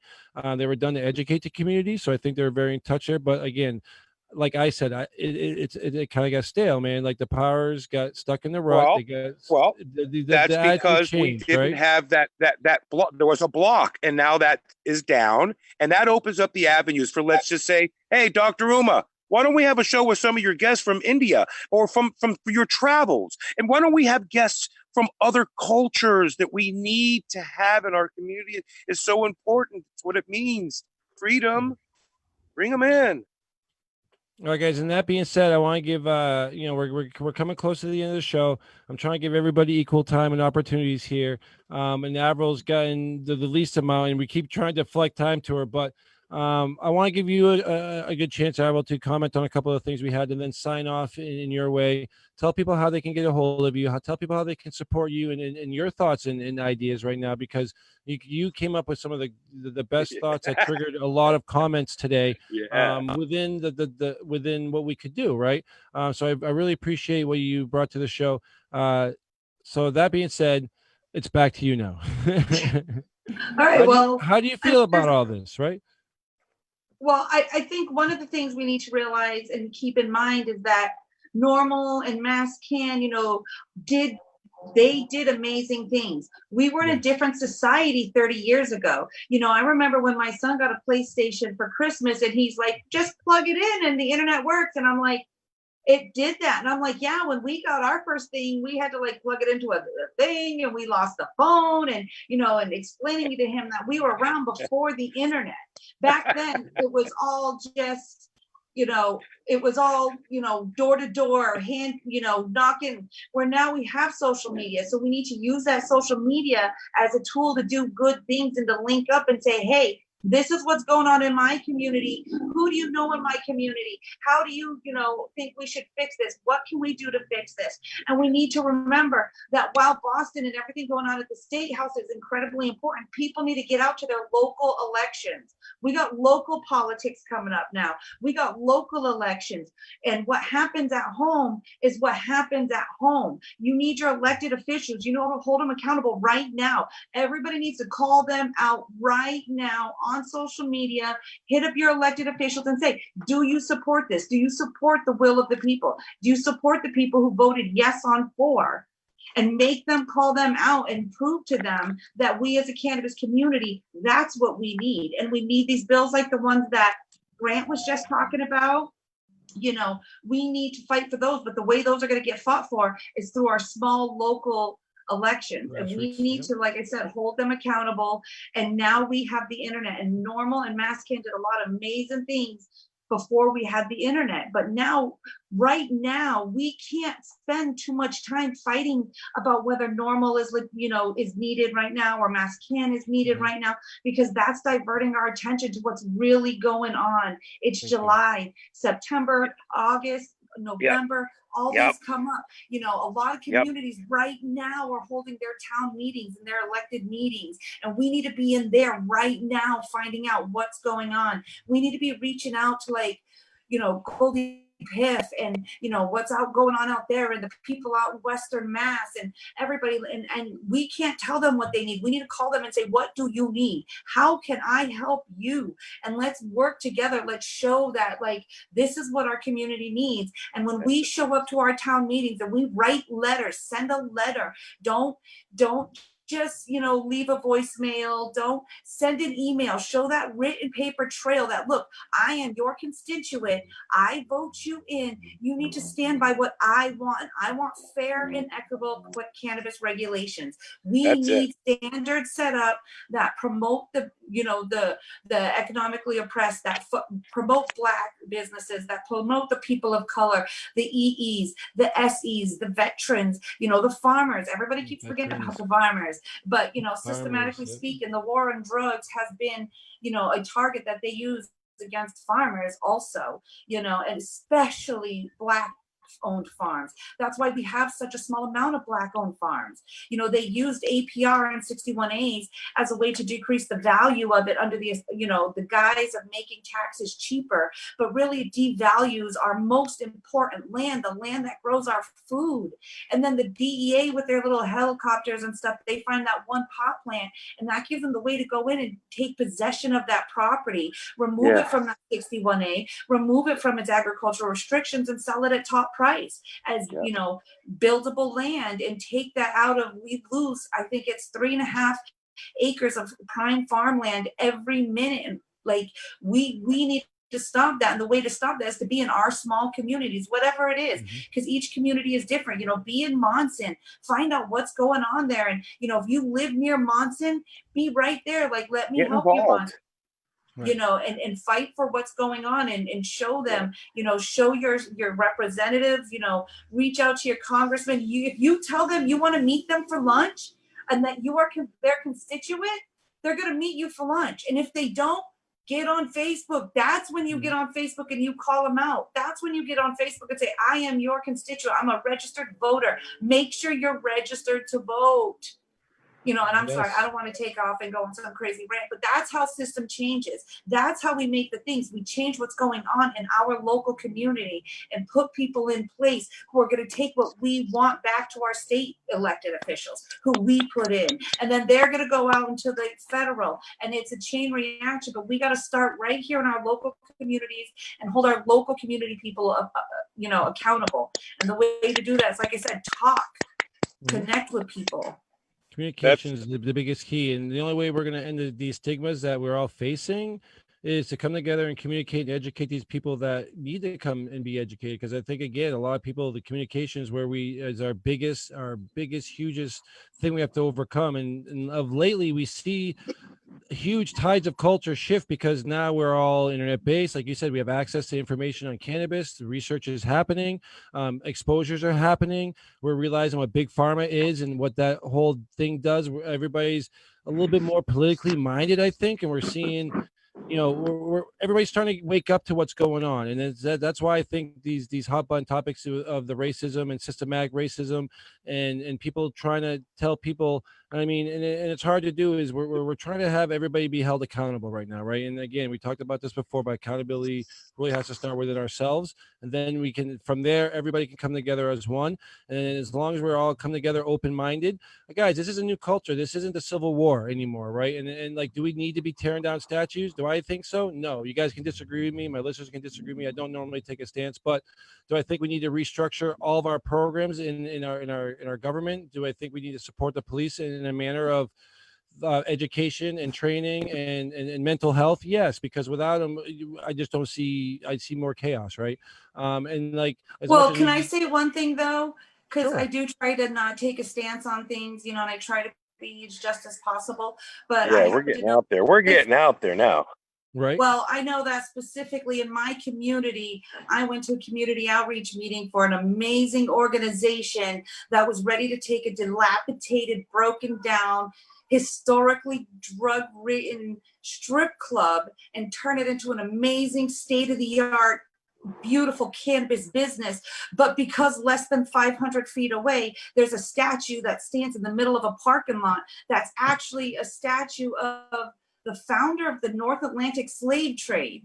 And because that's in that parking lot, that's considered a monument, and they can't open their store and they've been blocked.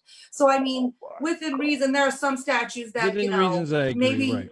yeah, we can't have these statues blocked. Mike, Mike's gearing up. Mike! I just want to say my point of that is when we go back to systematic racism and things like that. To me, it's a taught value, right? I don't believe we're born with racism in our blood, right? We're all humans, right?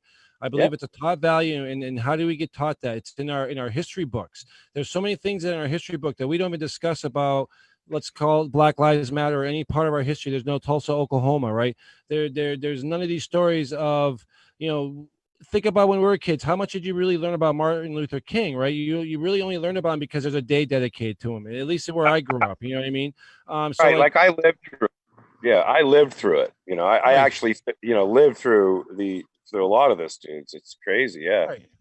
And we look at police and we look at bullyism and we like, what? I'm not going to take anything away from it. It's not an easy job. I wouldn't want to do it. You know what I mean? But at some point we all have to coincide and live together, which is what we're all asking to do. And I don't think, I know there's bad apples and everything, guys. And until they step up and take accountability, until we step up and take accountability, until everybody in the world steps up and takes accountability for whatever action or whatever mission or whatever job they entail, we're not going to get any better, right?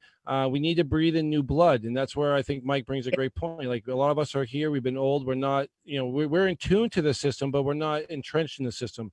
This is where we need to call out our local people, like Averyl said, and stand forth with us and step forward with us and look past all these issues, right? Because these shouldn't be issues in our community. They never have been issues in our community, right? But unfortunately, these are issues globally that I think we need to address them, guys. We can't swipe them under the rug.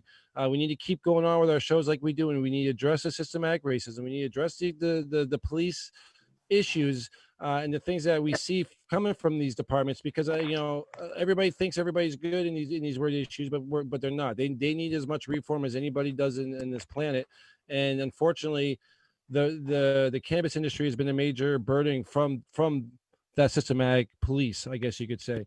And again, we're asking everybody to do the same thing. Mike, I want to give you a thing before I keep going on, because now I'm getting a little bit charged up, and I know we all are. And we're here really to bring and together the community, and not divide anybody in any ways. But I want to give you that mic right now, because I see you have some good points. No, I really. I guess you gotta go more than anything else. I gotta go. Right. I gotta go too. Well, I want to. Well, I want to say thank you guys for everybody coming. And I want you guys all sign off. So Rick Naya, the Rick Naya show, guys, check him out. Rick, sign off real quick. Don't get too emotional. I'm not going to get emotional. I just want everybody to know that the time that we've taken and sacrificed has left the legacy of those before us. Always remember that, we learn from history, whether it be a statue or a burn on the stove. We learn, we learn one way, shape, form, or another. And as we evolve moving forward now, and again, accountability has always been a measure of organizations, but as we move forward now, it's a different world that we're in with the technology and media and so forth. Be ready. We're aware, and again, I'm blessed. I feel so blessed and thankful and grateful that I got to hang out with everybody and party with them all, and just they recognize me in such a loving, different way. Most of it, and those that want to judge, they can please go ahead and do that, but do it somewhere else.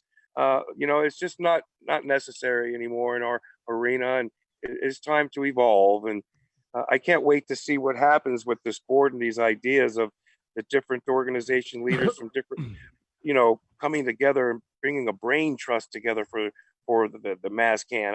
I don't know. There's a lot going on, but thank you everybody again for entrusting your love in me. And until we see you again on the Rick Naya show, or I see you at a festival, puff one down for me, and I'll be thinking about you all the way, bro. Thank you, Rick. Mike.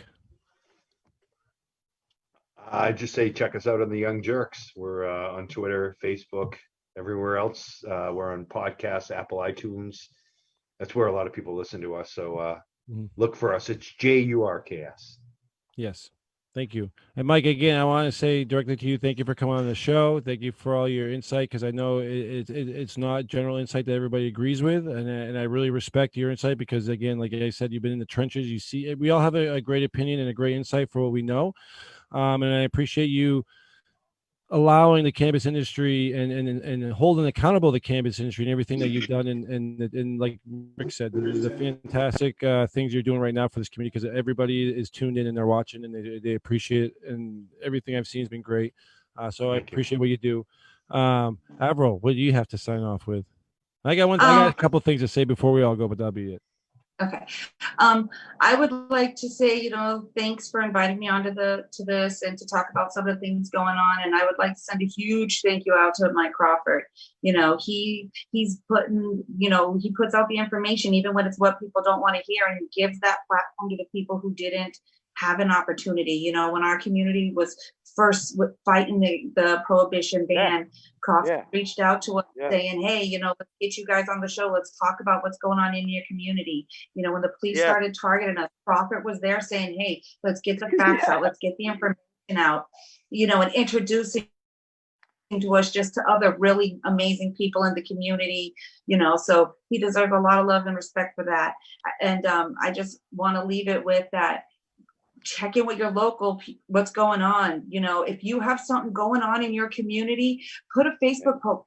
Don't just assume that everybody knows what's going on. Share that meeting, share it, saying that, even if it's a virtual meeting, let people know. And, this town on this time of day, they're doing a virtual meeting.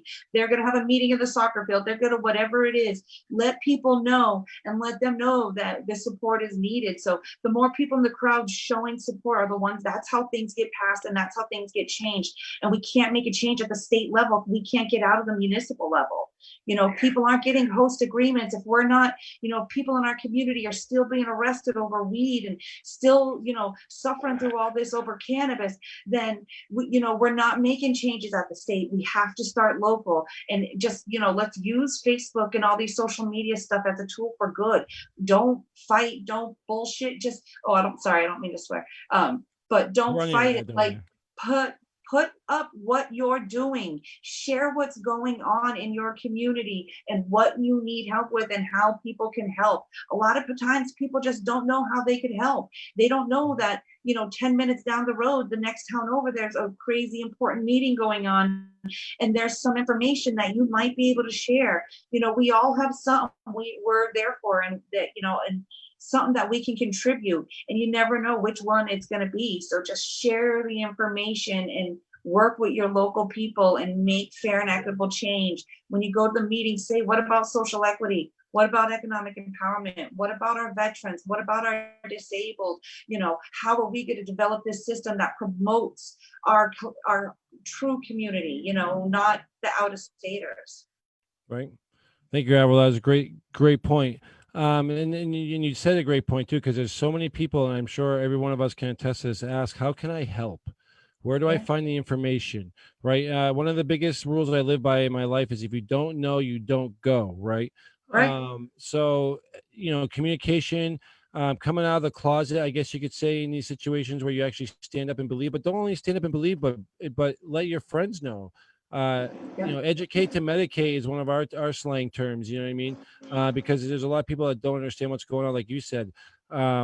Another thing is I wanted to kind of challenge everybody to, and this is a broad challenge. I know it's going to be interesting for you guys to hear me, but if we have a community based like MassCann, and they're all, and we have a structure that we do, and we have a community that wants to be heard, I think every business owner that has a cannabis based business in Massachusetts should have a representation or a representative, or join and support MassCann or something of this community, something of this level that has brought to you and worked for you to the level of giving you guys the placement that you have in your industries, right? Whether it's a farm, whether it's a business, whether it's a shop, whether it's an industrial, whatever. Because the only way you're ever going to get heard and we're going to get true support from the community is that everybody steps up and supports their goals. And that means making the voice, attending meetings, doing the virtual stuff, calling Mike, calling Rick, calling me, calling Averyl, calling the people that you know that will represent you the best. But the only way that you're really going to make a true statement is for every one of you businesses to support that cause. Now, whether it's MassCann NORML, whether it's MassCann, whether it's a new normal, whether it's an affiliation that we all can come into agreement on. But the problem is right now, like you said, we have 30 years of embedded grassroots organizational work.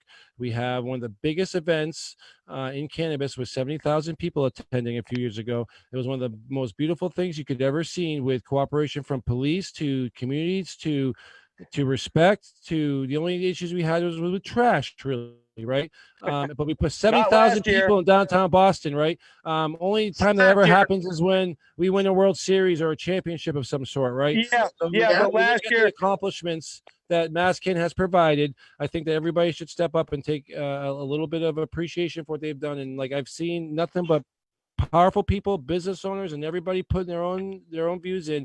The only way you guys are really going to make a change, and I appreciate all your social media presence, is to go to that meeting, become a member, and support the cause. Right.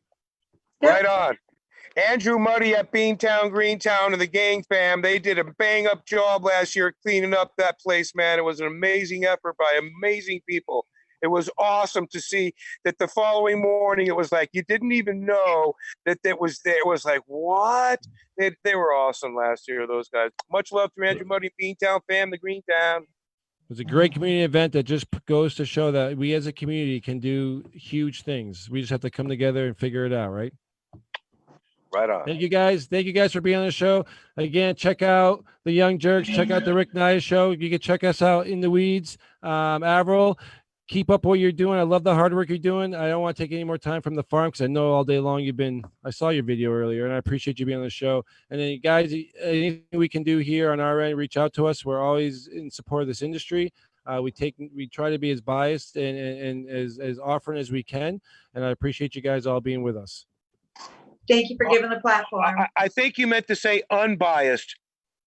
Yeah, well, I mean, yeah, probably. I'm a little tired. I don't sleep anymore, Rick. You know that. I'm always working, man. And now we're even working 3 times harder. It's off to the next projects, everybody. God bless you till we talk again, guys. Much love. Peace. Keep up the work, guys. Thank you, Mike. I appreciate it, man. Much respect. You too. Bye now. Bye, guys. Bye.